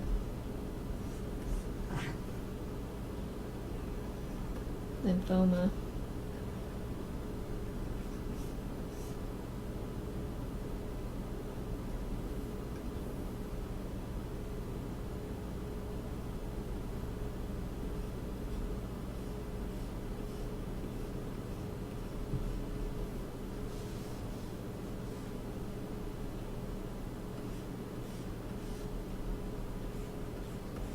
Man, you never get used to them not being there.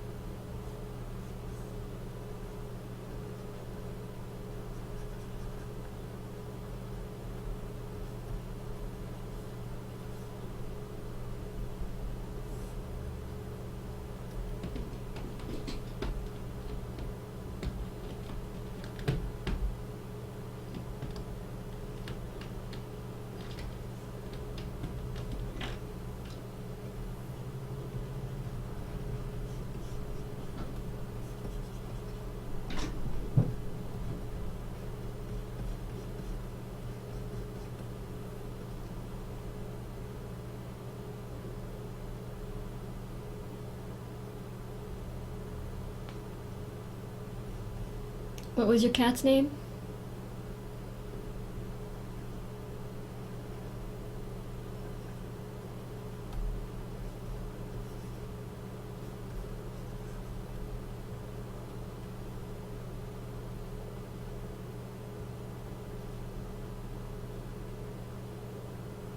Ah, Eddie. That's cute.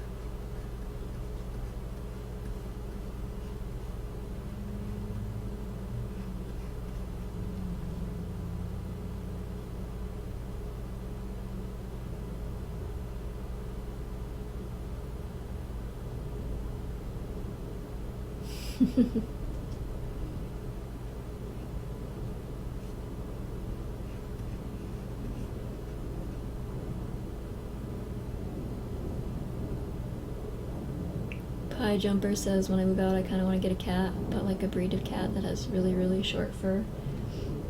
Are you allergic or something?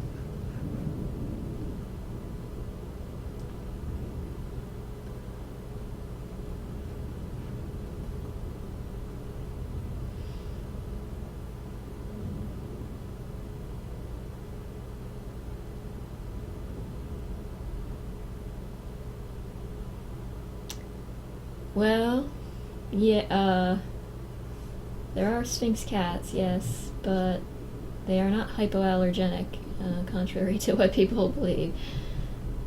If that's your reason for wanting one.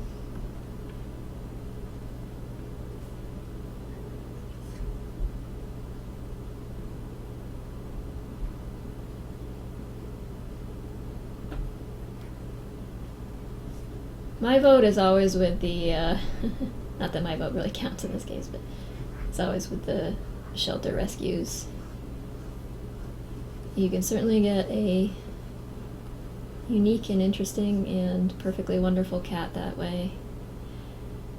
And it's probably less likely to have congenital problems that you get with, like,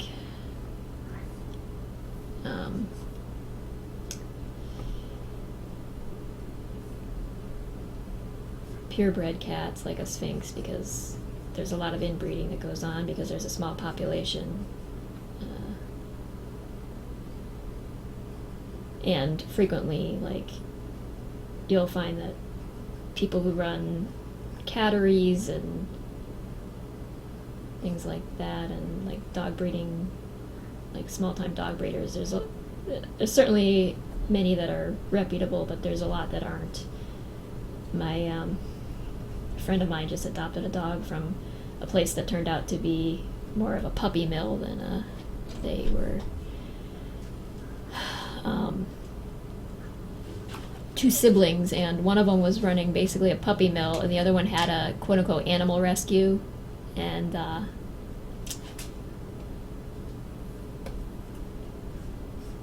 the animal rescue lost its license because it was really just taking the dumped animals from the puppy mill and putting them up for adoption, and had like a tax exempt status and stuff like that. And then they got found out and found that a ton of the dogs there had parvo, and the puppy that my friend had just adopted, thinking they were rescuing the dog, and had to be in quarantine for a time because they were concerned that it had parvo. Thankfully she did not, she's fine, but I'm glad she's out of that situation. But sometimes you're just better off going to a shelter. Shelter cat needs a home. Shelter cat might end up being put to sleep if it doesn't get a home. So.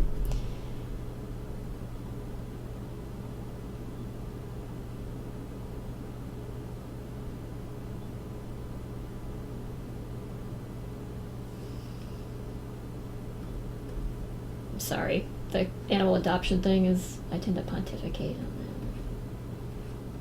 that. No one wants to hear it.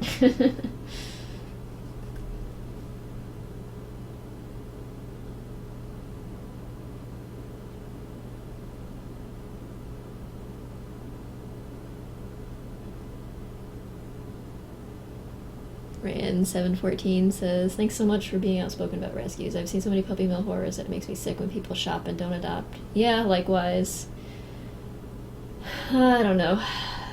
I know a lot of people seem to want, like, vanity pets. Like, they want the animal because it looks cool or something, and not so much because they just want a companion that they love, and that kind of bugs me. It's like, the whole point of adopting an animal is not because it's like this cool novelty thing. It's going to be with you for probably a long time, and you better love it and not just be like temporarily amused with it like you might be with like a new gadget or something.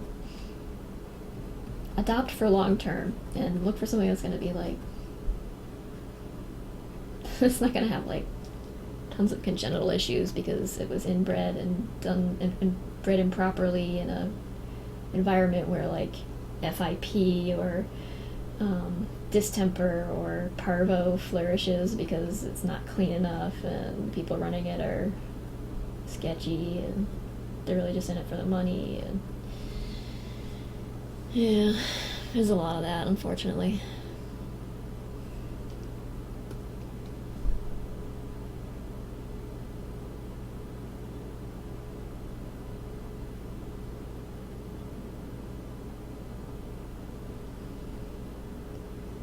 Oh yeah, I mean, there's all kinds of like cat breeds that are really cool.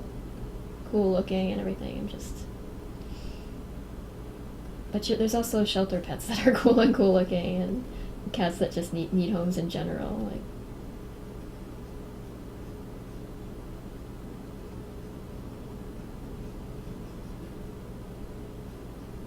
the cats who've been like my closest companions and who I've loved the most in life have come from situations like that, and they've just like, they all have different personalities, but some of them have just been like the greatest. Couldn't imagine having lived without them at any point, so.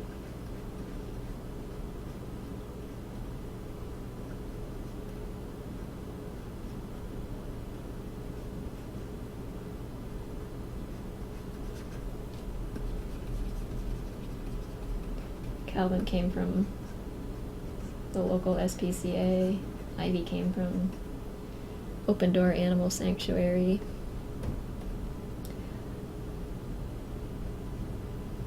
Luca was my neighbor's cat. They didn't take care of him, so I took him in. Sort of a similar situation with Rocky. His quote-unquote owners didn't really want him. He was just kind of like hanging around being a barn cat on their property. So we figured, well, we didn't figure. When I was a kid, I talked my parents into bringing him home because I was worried he'd freeze to death in the winter or something. So he was just like a 6-month-old cat just out on his own.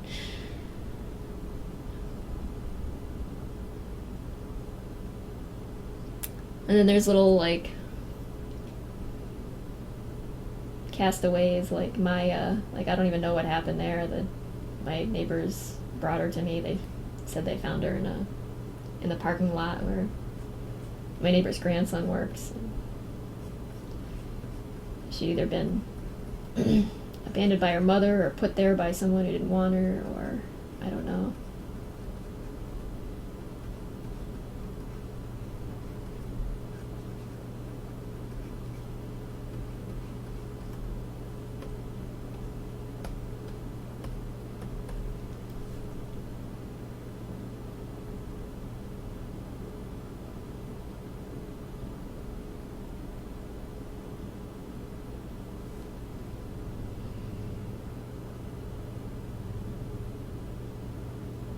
Sabine says, Eddie was named for Edward Scissorhands because when he was a baby, the fur on his head stuck up funny.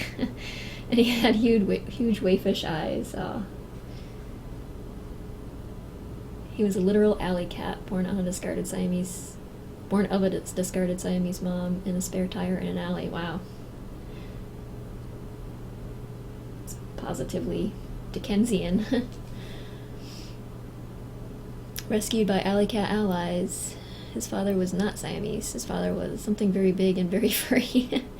And he was so super smart. I taught him what breakfast and supper meant. And if I used the wrong word at the wrong time of day, he would give me a look. Well, he sounds like he was an awesome cat. I'm sorry you lost him. But even when you lose him, you know that your life has been enriched by having had them there. And I'm sure he had lots of love. A warm and comfortable home in the meantime. Cracker says my current cat is named Mitzi. Oh, really? I'm not sure if you told me that before or not, but...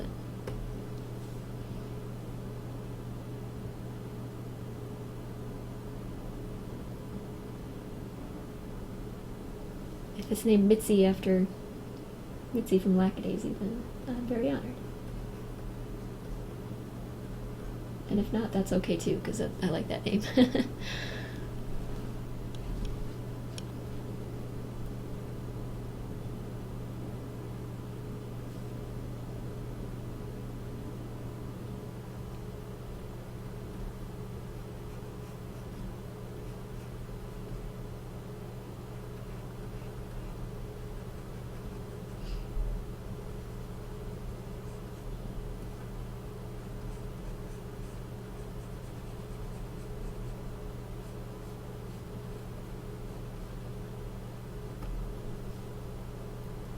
Oh, okay, well. It's quite an honor then.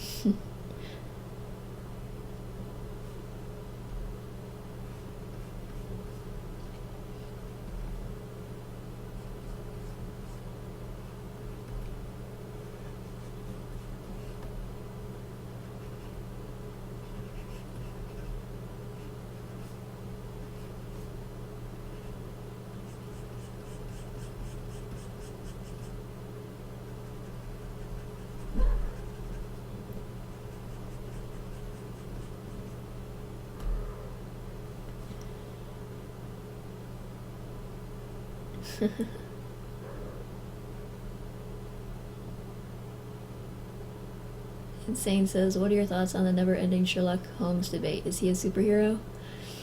I wasn't aware there was a never-ending debate. I didn't know it was such a hotly contested or debated topic. Is he a superhero? I would say it might depend on the particular reimagining or translation of him, because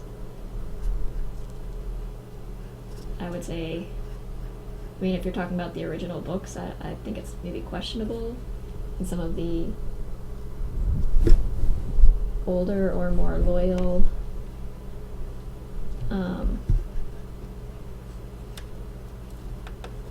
retellings, but it might even depend on the story too. Like in some of them, if his abilities border on so uncanny and preternatural that it's like sort of paranormal, and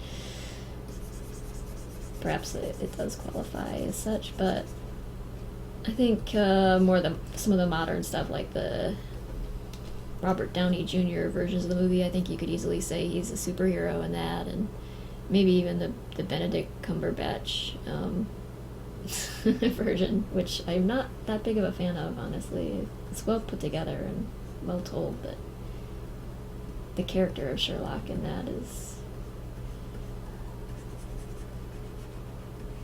not my favorite.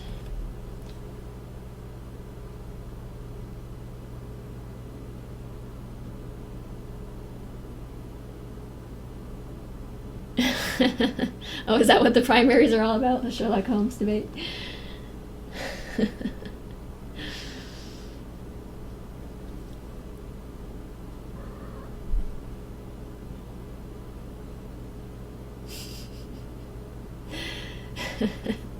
His name always makes me think of that Eddie Izzard routine about, I think I've already like mentioned this, about Engelbert Humperdinck.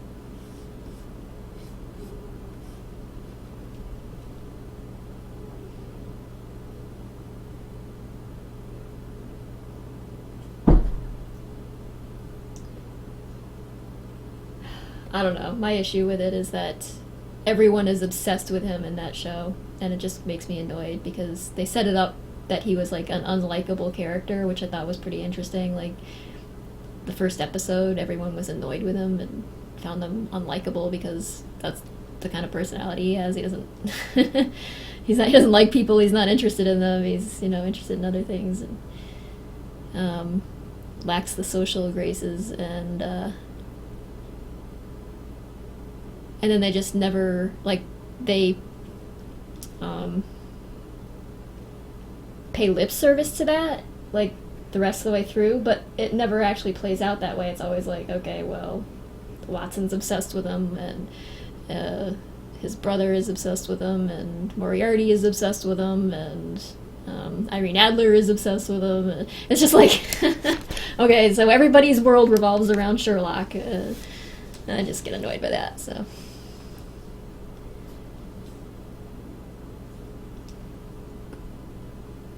It's a peeve of mine.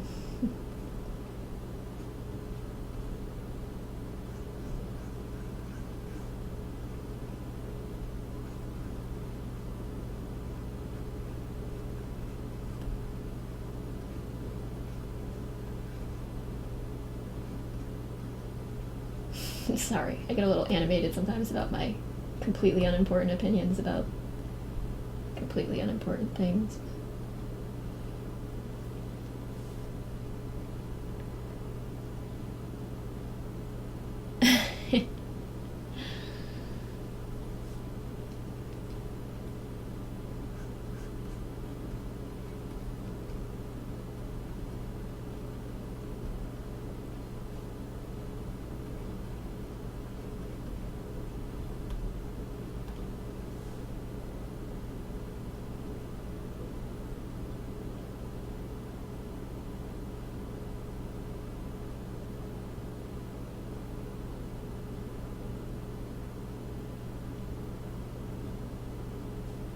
I don't know. It's well produced. It's certainly watchable. It's just like at a certain point, it's like, all right, they want him to be unlikable Sherlock with social issues,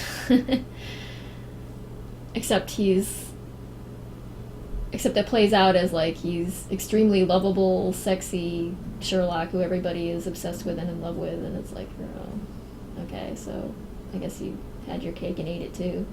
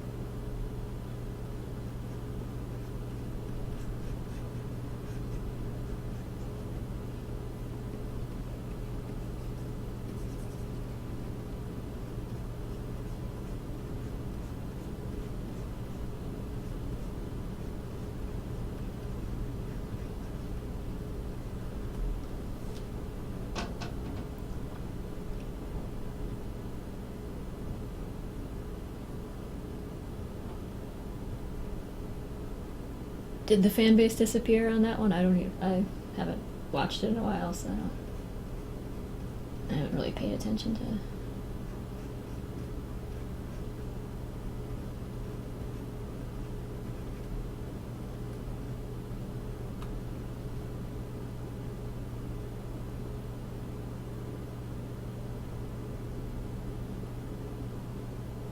Ah.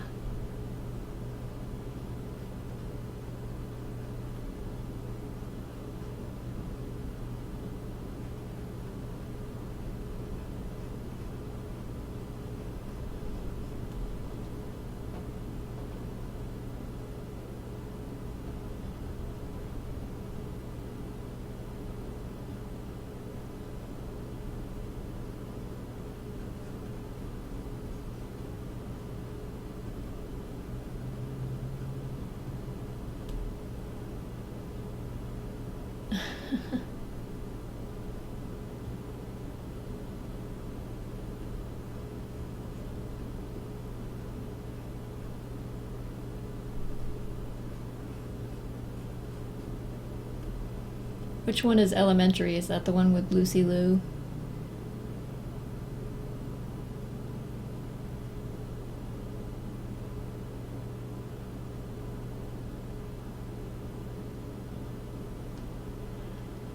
Yeah, I don't know. Saw movies went to self-parody mode, like, pretty much immediately after the first film.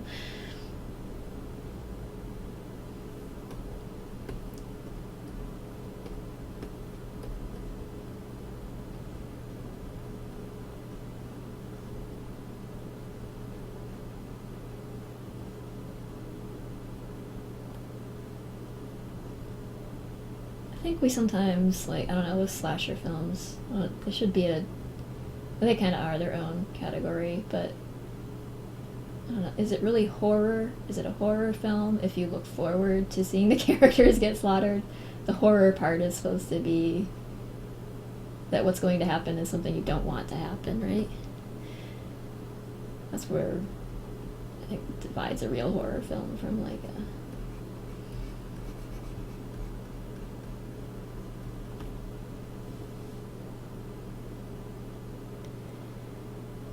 torture porn.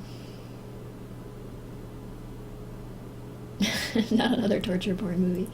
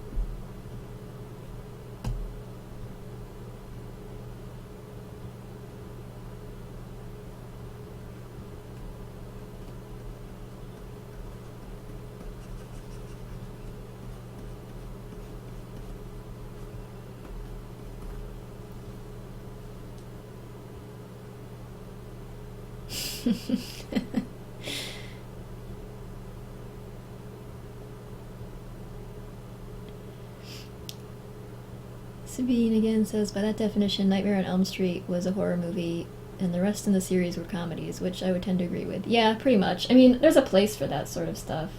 Like the Sleepaway Camp and the other numerous partially comedic, not partially, but mostly. I mean, I love the Evil Dead movies, but certainly it stopped being horror, like, partway into Evil Dead 2. Possibly before that.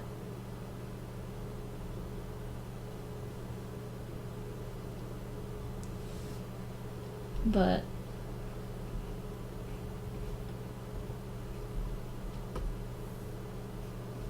yeah, it's just, I don't know. It's hard to find horror that's horrifying and not, instead of, like, gratifying when you're just watching a bunch of unlikable characters get slaughtered. If you're, like, rooting for that to happen, like, it's just, I think the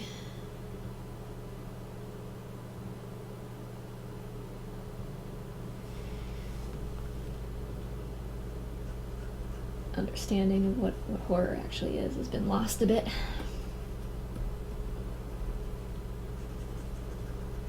I'm kind of a snob about it, though, so don't listen to me. I'm kind of looking forward to seeing if there's a movie called The Witch coming out next month, I think? In March? I don't know. An indie film. It has some kind of colonial American puritanical setting, I think, which looks quite interesting, different.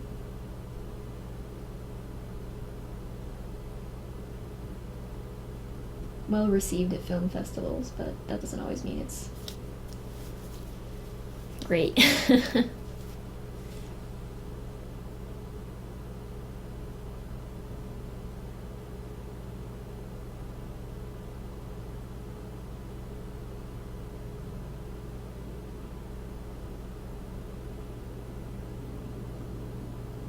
Does the Star Wars Christmas special count as horror?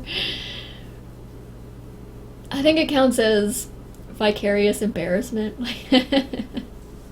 like second degree embarrassment. There should be a word for it. The embarrassment you feel for someone else performing something that they clearly are pained to do. Pained and paid to do.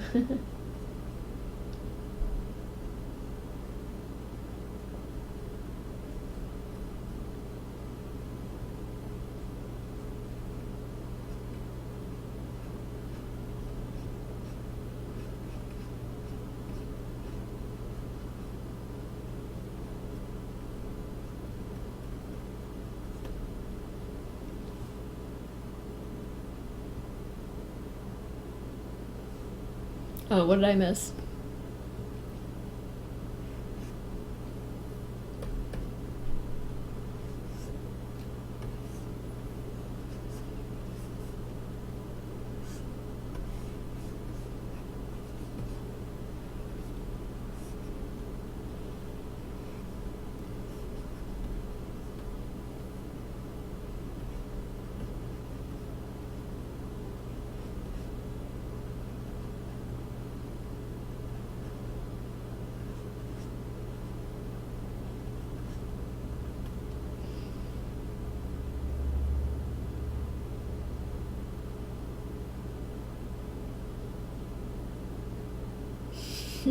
Asked if any of the Lackadaisy characters are on this queer spectrum.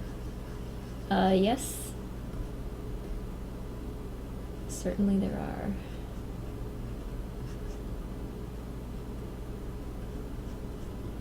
I don't know that... Well, I would say that there are at least a few of them that are not pegged all the way to the heterosexual side of the spectrum. It just really hasn't come up a whole lot in the storytelling because it doesn't factor in a whole bunch, at least not as of yet.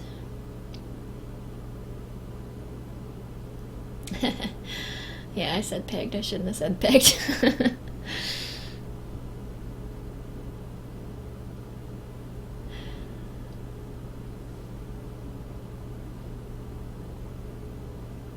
Evil Industrialist says, will Cactus Friend accept my impure and blasphemous love? That depends. Are you a succulent?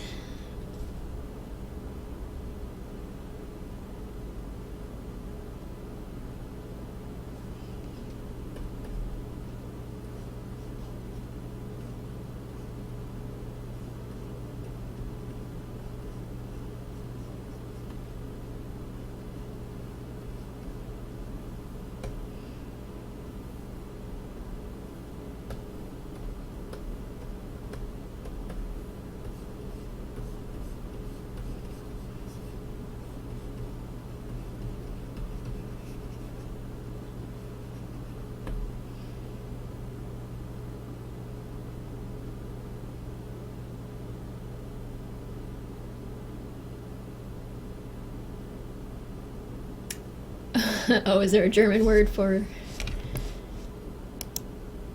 vicarious embarrassment?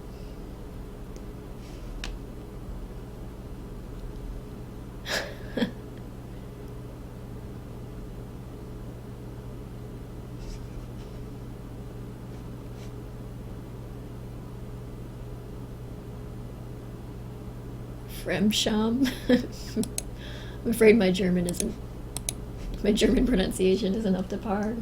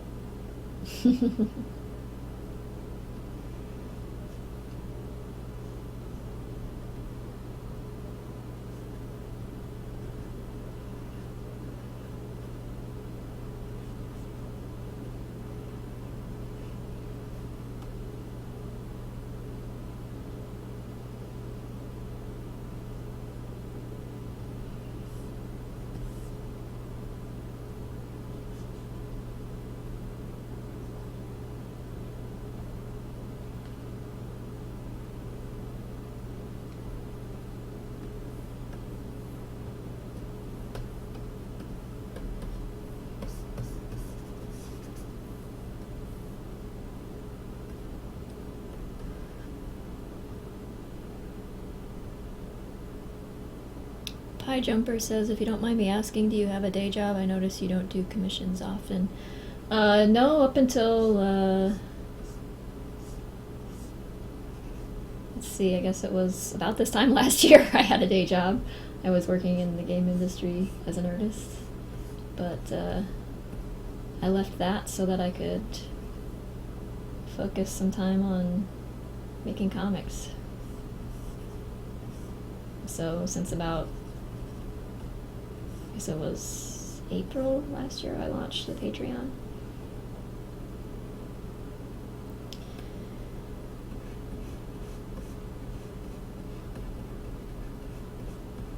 So I've been getting by doing that for the time being.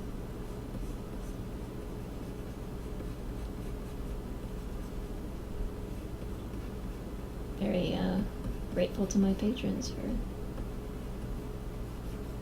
allowing me to do that. I feel very lucky.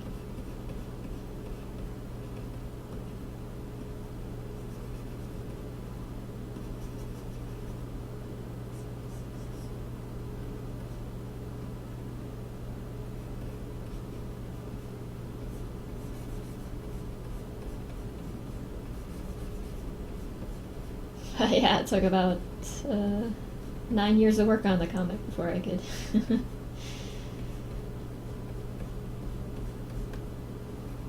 or before I felt I could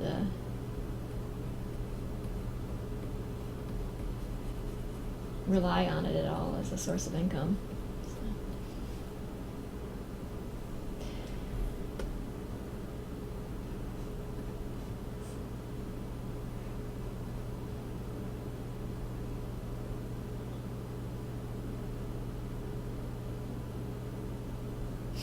The man who laughs. The inspiration for the Joker, for so I hear.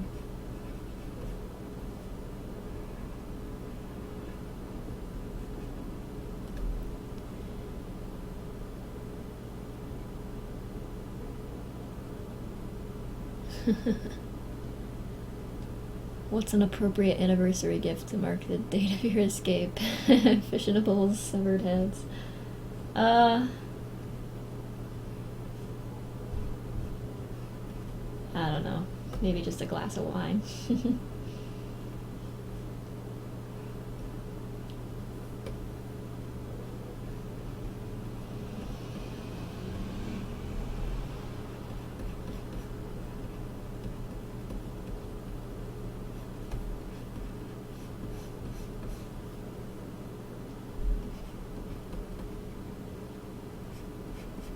I don't want to like gloat about it or something, because although the game industry certainly has its flaws and its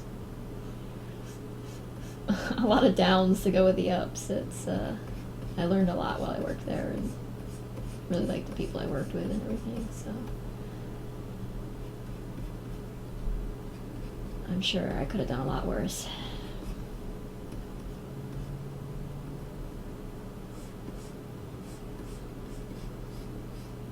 Grateful to have had the experience.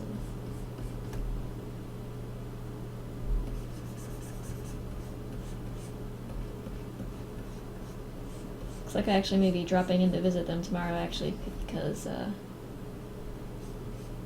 Candy is in town visiting her family, and she still works at Semitronics remotely.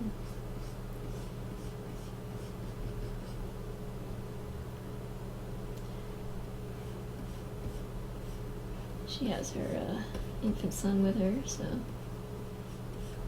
probably stop over at the office and say hello to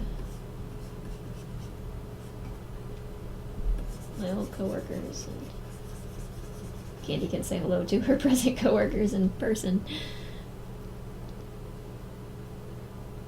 Bye, Piano Man. Oh, sorry if I missed you. Have a good night. Thanks for coming by.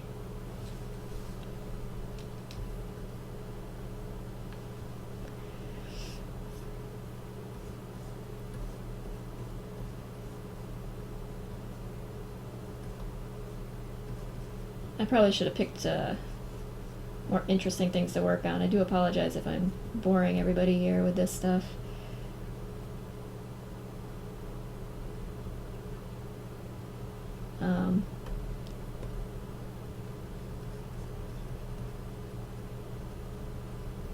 Open to suggestions if there's certain things that people want to, like, especially when I post announcements for live streams, like if there's something you'd like to see, then please by all means say so. I'd much rather make these about like keeping you guys interested than just doing the stuff that I've got on my itinerary.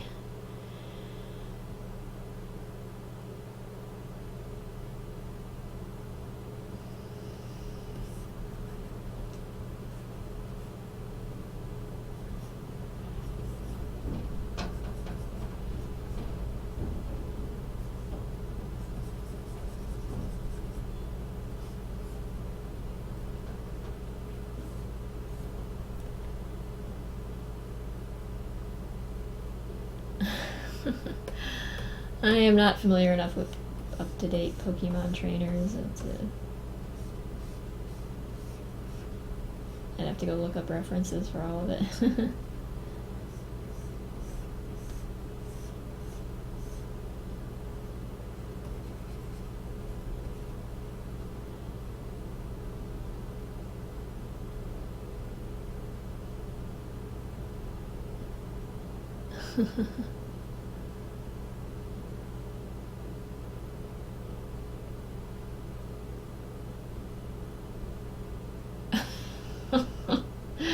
Oh god, Rocky wouldn't last 5 seconds, says Bad Max.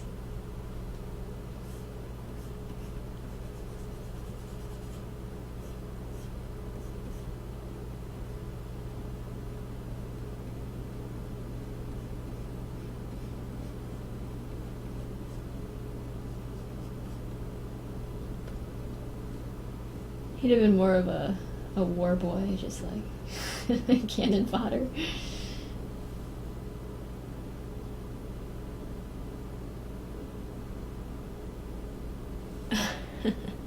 Yeah,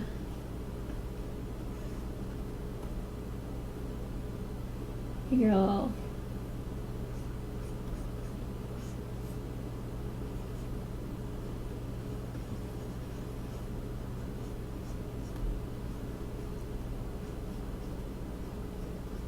save the detailing of their faces out until a later time. Not really because I'm trying to be coy about it or anything, but because I'm liable to pick at it a lot, poke at it a lot, and it's going to be boring to watch me do that, so.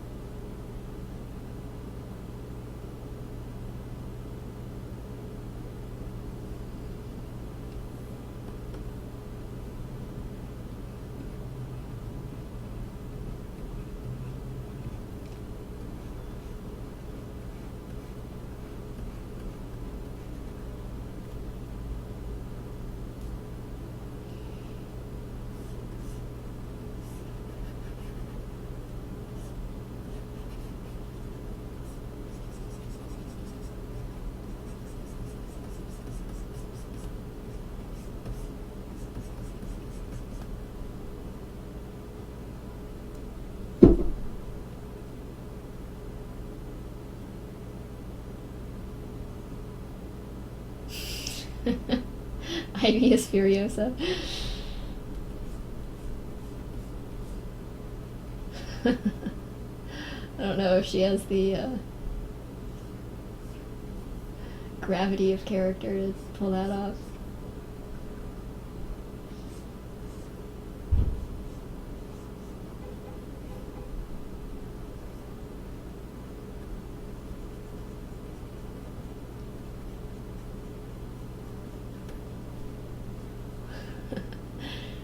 Yelling her pain and outrage to the sky in her little pipsqueak voice.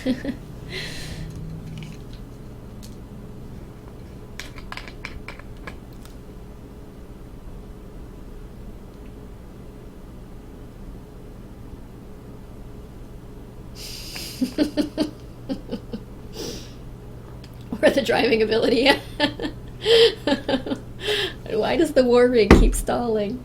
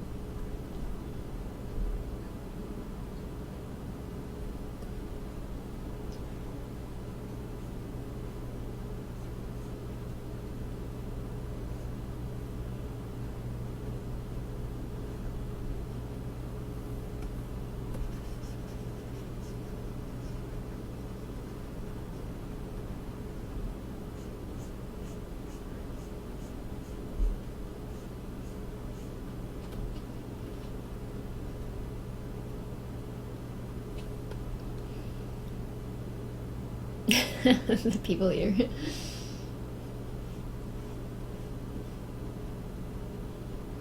I don't know about those nipple piercings, man.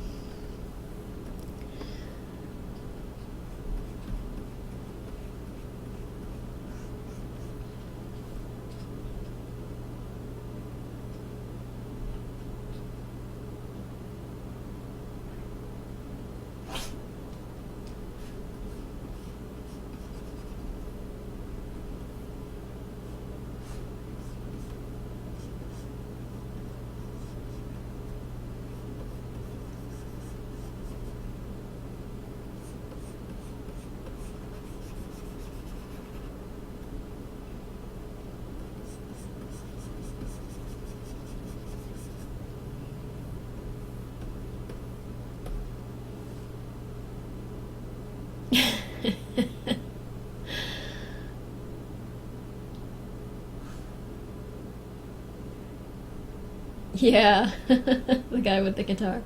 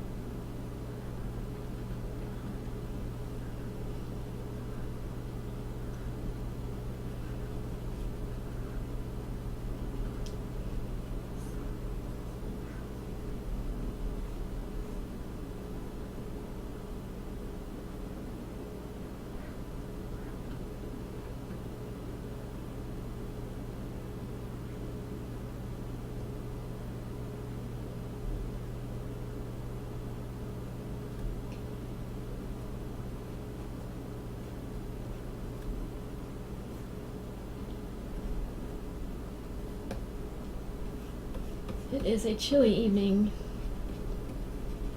Every time that happens, I tend to start dressing my characters in layers upon layers of winter clothes.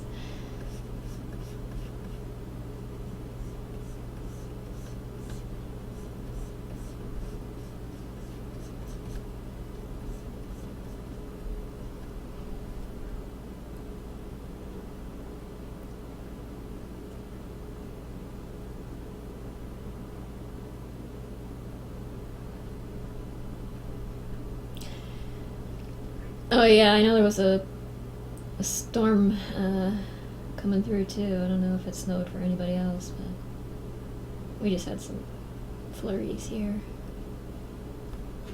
It was pretty, but it didn't amount to anything. Which is fine, because I'm pretty ready for spring to get here.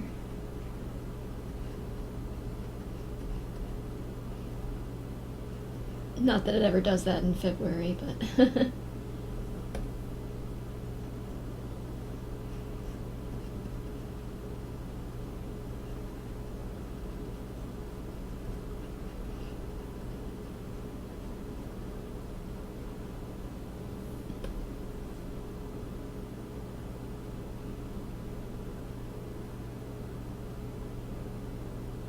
Oh, there were lots of old ladies in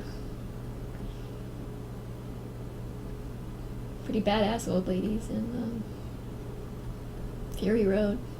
Plenty of roles for Mrs. Babka to play, I guess.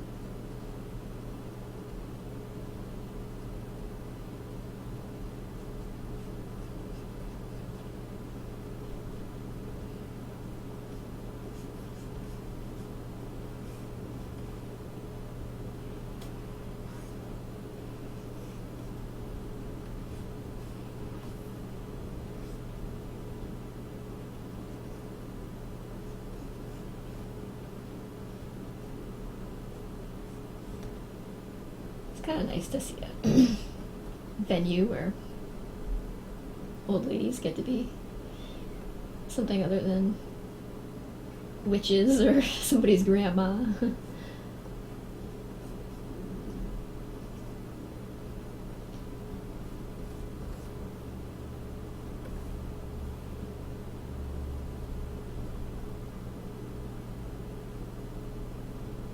McGonagall.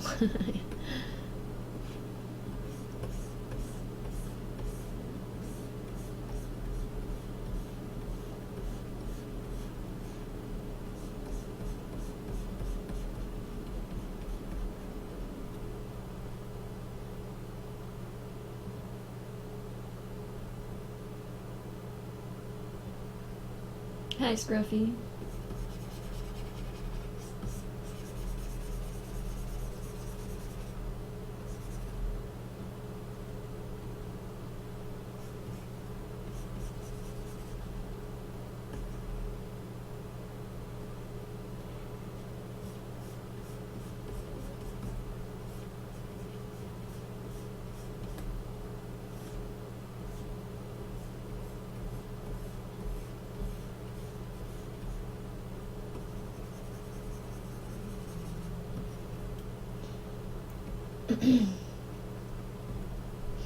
Slovakian traditional clothing is actually pretty interesting. I probably should not have just like covered it all up with a shawl here, but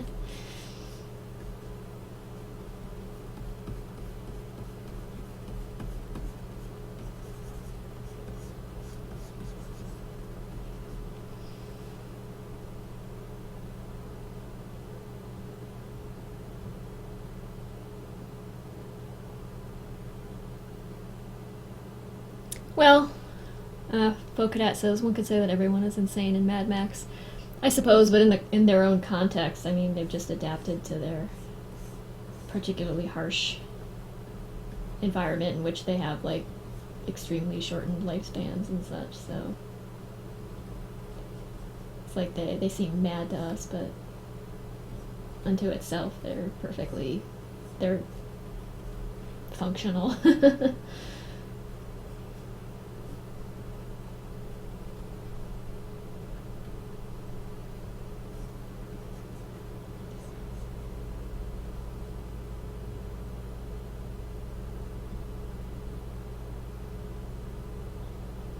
Yeah, he seems to have some kind of PTSD going on himself, but I don't know about the other characters.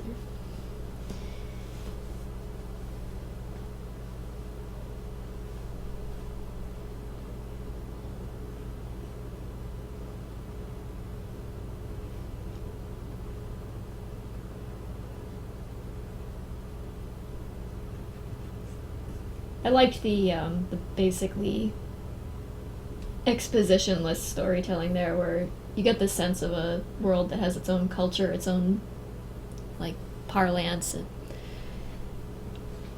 jargon and slang and things like that, but it doesn't bother to stop and explain any of it.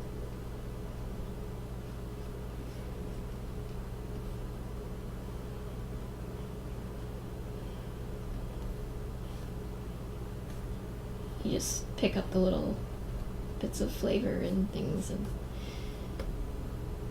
put it together in your head, and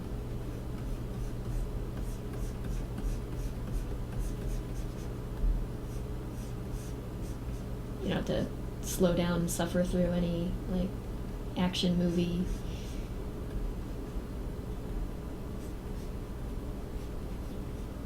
style character building. All the character building is just done through the action instead, which is nice.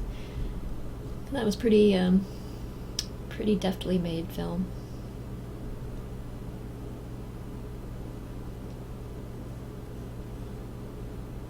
Well, I mean, aside from just like the obvious impressive nature of all of the stunts and practical effects and such, but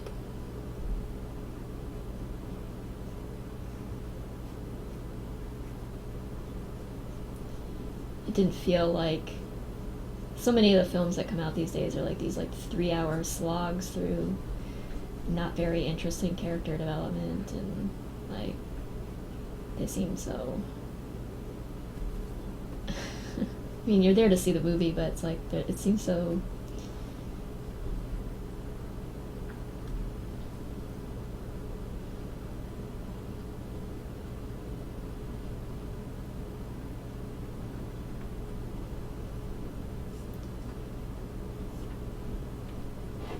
there's like this weird narcissistic angle to it, I guess, where it's like insists on telling you every little thing about itself that you aren't all that interested in. I'm probably guilty of doing the same thing with my own comic, but because I am really interested in it, but sometimes when you expect other people to be as interested as you are, then you make a mistake. You really ought to just be telling the story.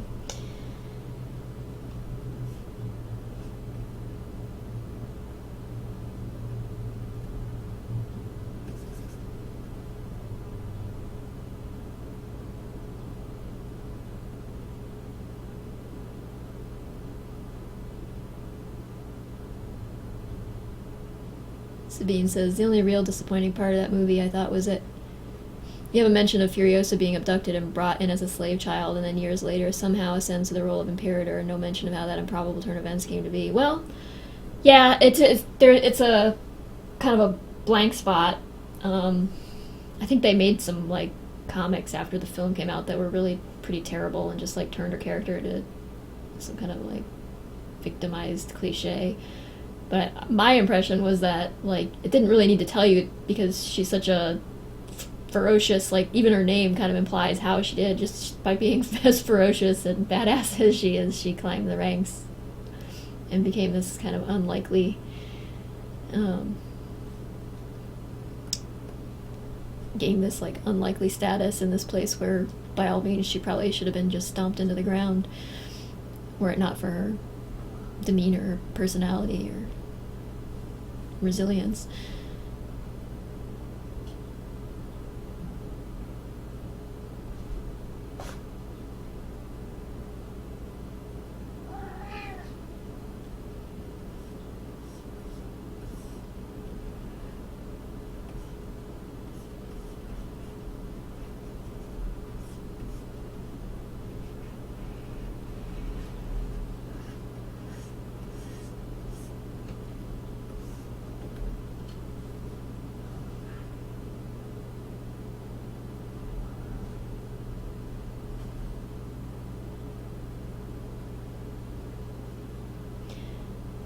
Fokadas says, sometimes what isn't told is better than expounding ad nauseum. I agree. Like, sometimes you lose something in the telling. Sometimes all of the interest is in the kind of, like, hazy story that is implied.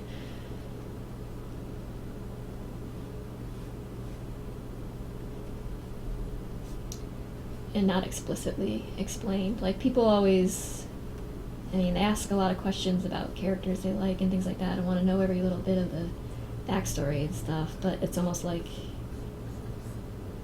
but without realizing that in knowing those things, you actually lose something rather than gain something. Like, certainly Darth Vader didn't become any cooler because of his depiction in the prequels. That's probably a really bad example, but I don't know. like, sometimes you think you want to know, but really you don't, because the character's more interesting and more compelling without knowing exactly what they went through, or what got them where they are, or whatever.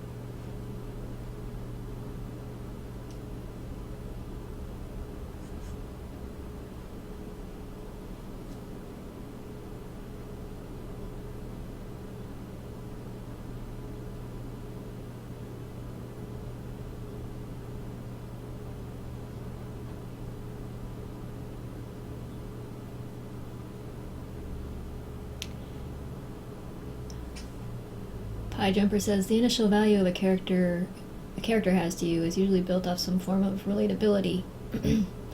When you come across a character you like a lot, your first natural instinct is to ask more questions about them or see them more often so that you can see if they are more relatable to you or fit your conditions of a likable character, but in doing so you end up risking the chance of them becoming something entirely different. Yeah, there's certainly that. And then there's also the other side as well, where the author, from the authorial side, where like you tend to, where I think is largely what happened with stuff like Star Wars, where it's almost more of a pandering to what the audience wants to see instead of like maybe what the character was intended to be, or to begin with, or when you, I don't know. I have a hard time articulating it, but yeah, it's like you tend to be left with something disappointing and something that begins to feel mundane and just overwrought or something.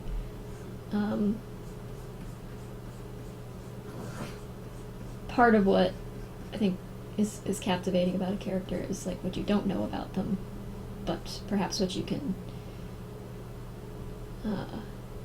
ascertain sort of in a general sense about them through what they do. It's part of that show don't tell thing, but it's also don't show everything either.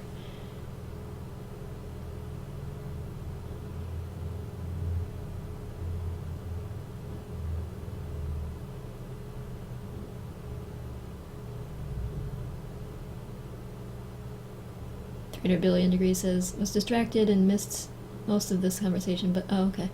But like in that movie, they made no mention of Furiosa's armor, how she got to be that way, and it didn't define her at all. Yeah, which was awesome. It didn't have to be like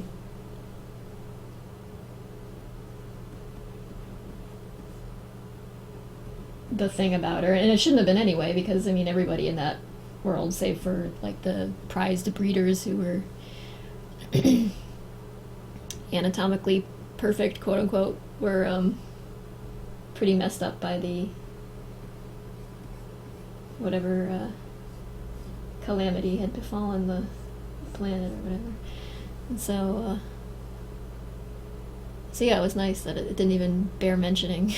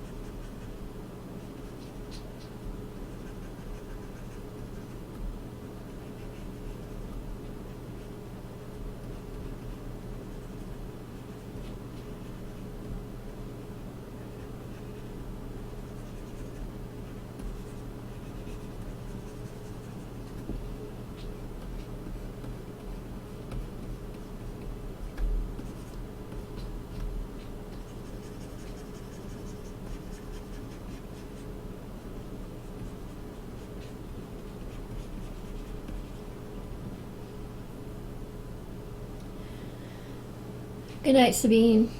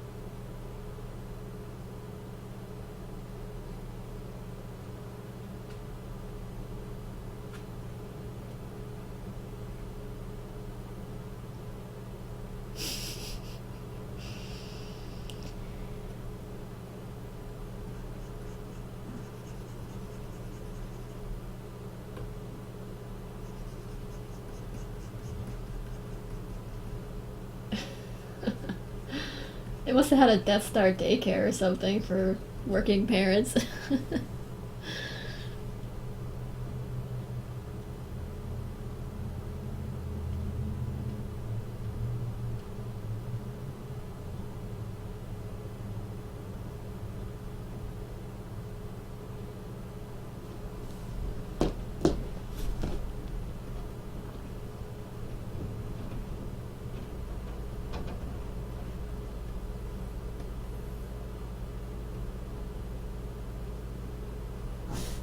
I don't know, the whole thing seemed like a pretty obvious setup for a redemption story, but as far as Kylo Ren goes, but perhaps I'll be surprised. We'll see.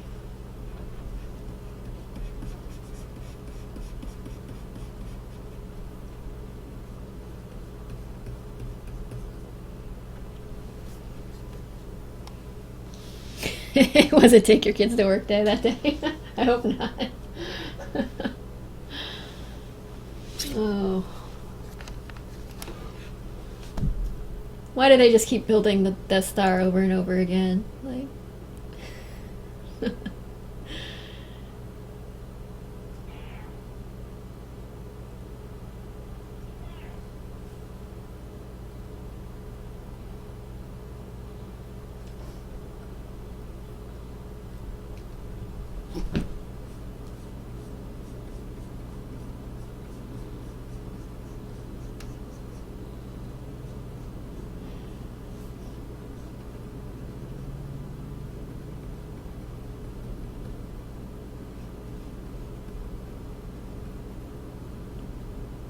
They have a boardroom full of strategists somewhere who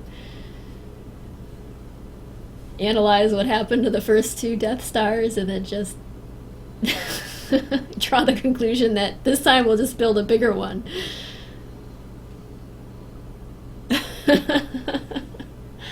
I know. We'll just make it bigger. It's brilliant, Calvin. Yeah.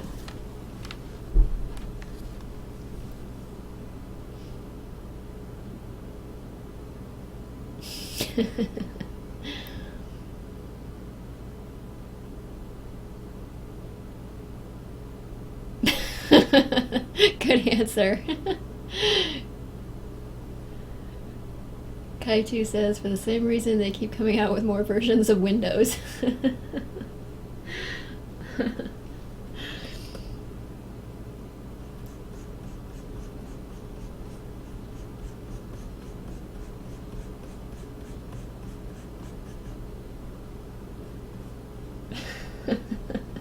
It's that kind of unwavering optimism that really has come to define the dark side of the Force.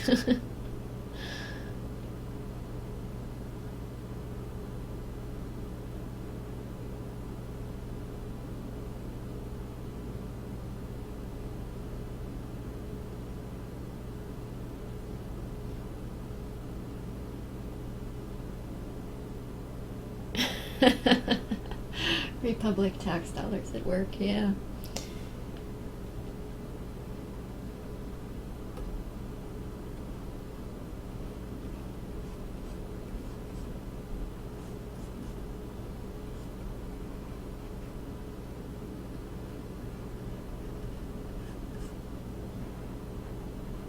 I'm sure there's some bureaucratic red tape you couldn't cut through with a lightsaber in that department.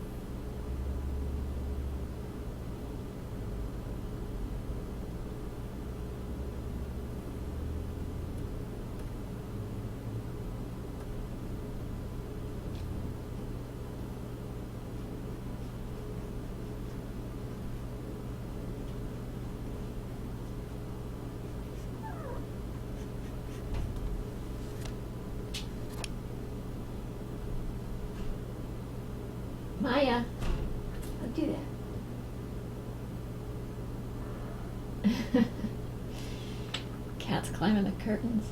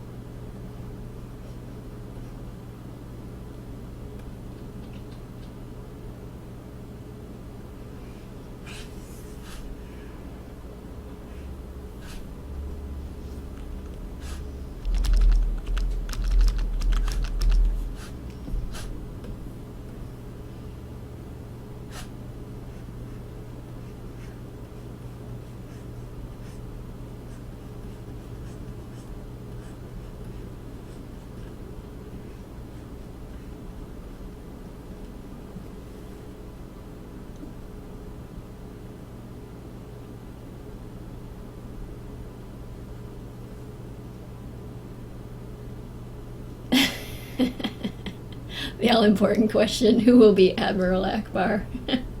He's irreplaceable.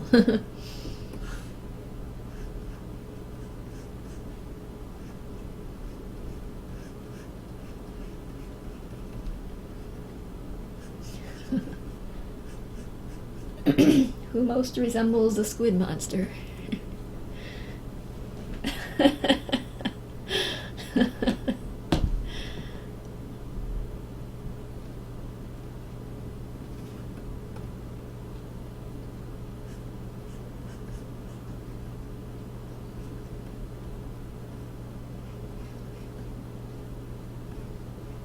Come on, Calvin.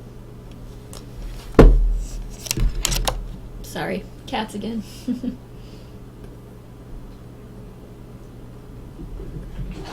No, don't.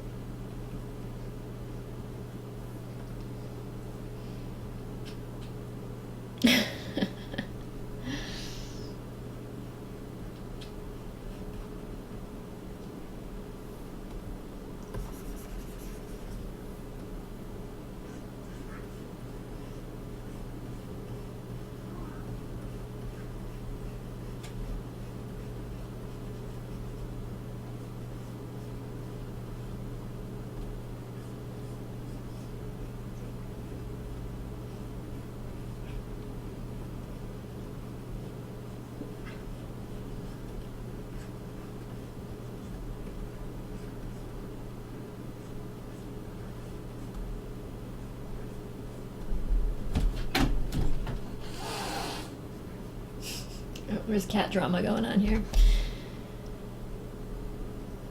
Oh, Calvin. No.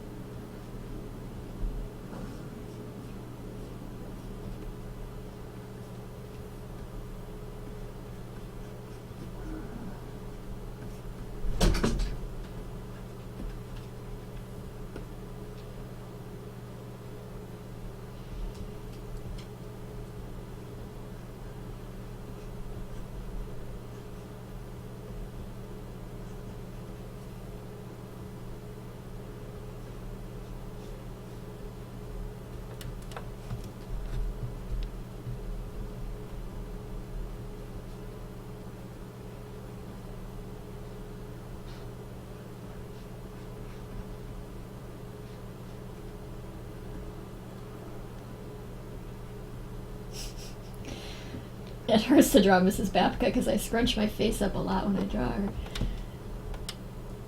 It gets sore.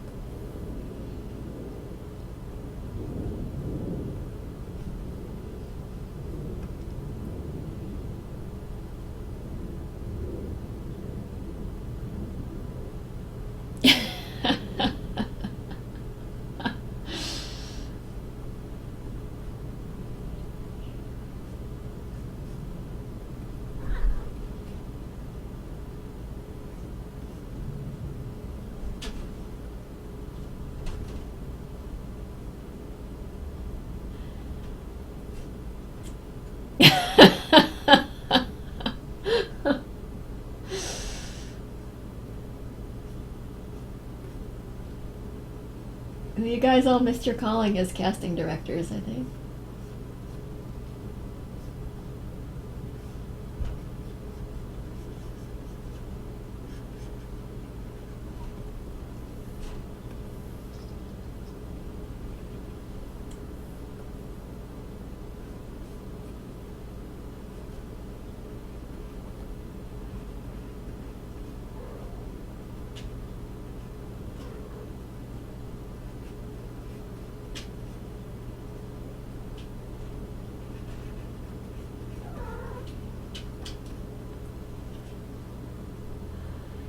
No, you can't climb the curtains. Not even if you ask nicely. Maya, what are you doing? What are you doing? Yeah?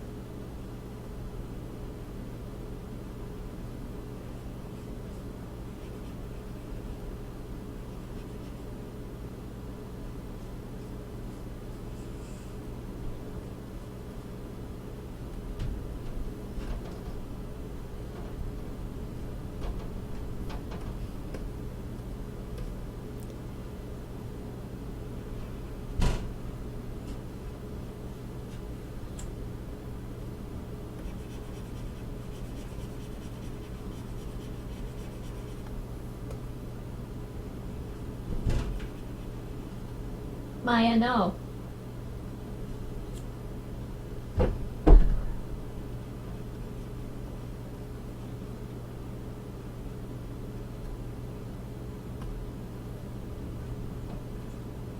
Here, my pressure sensitivity is going wonky on me. I don't know why it's like it wears out or something.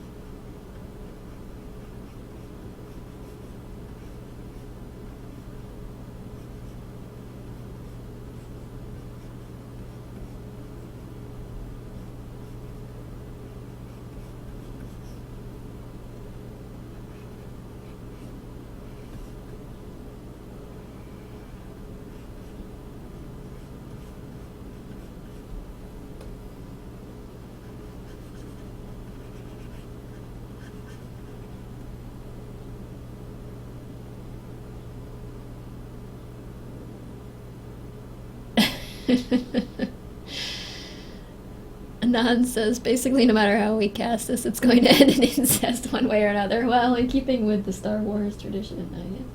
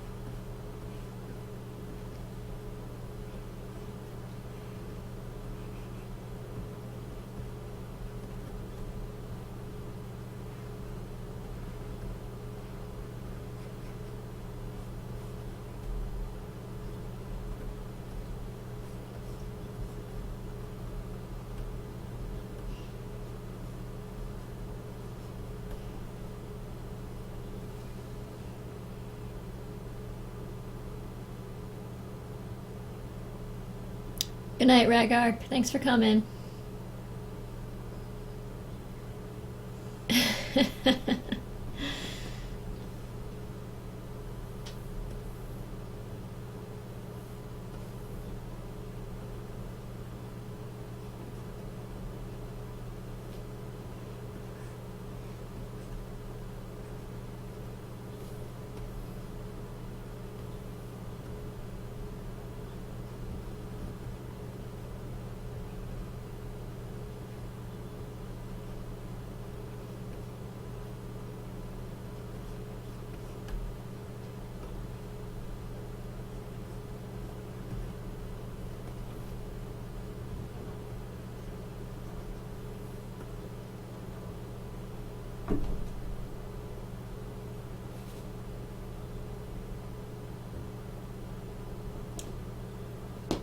The bad lip reading, yeah. Where Yoda starts singing about seagulls.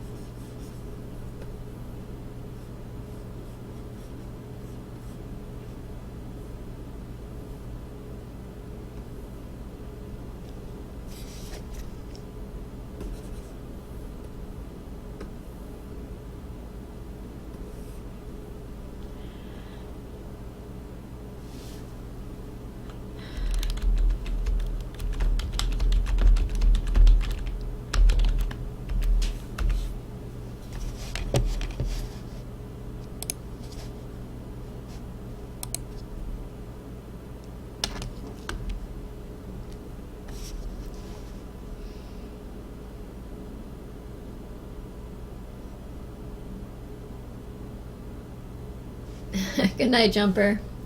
Alright, guys, I'm gonna wrap things up here.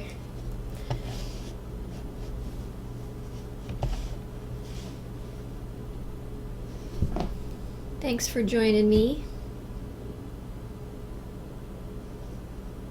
And have a good rest of your evening.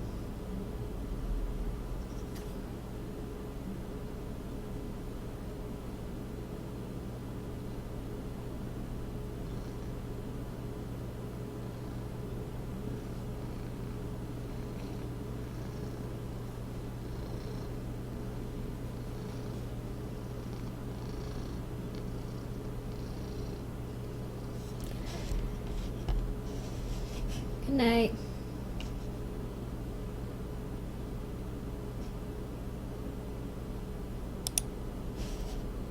Hope you all enjoyed the stream. I had a good time. Thanks for the entertaining conversation. Okay, now I'm really actually signing off.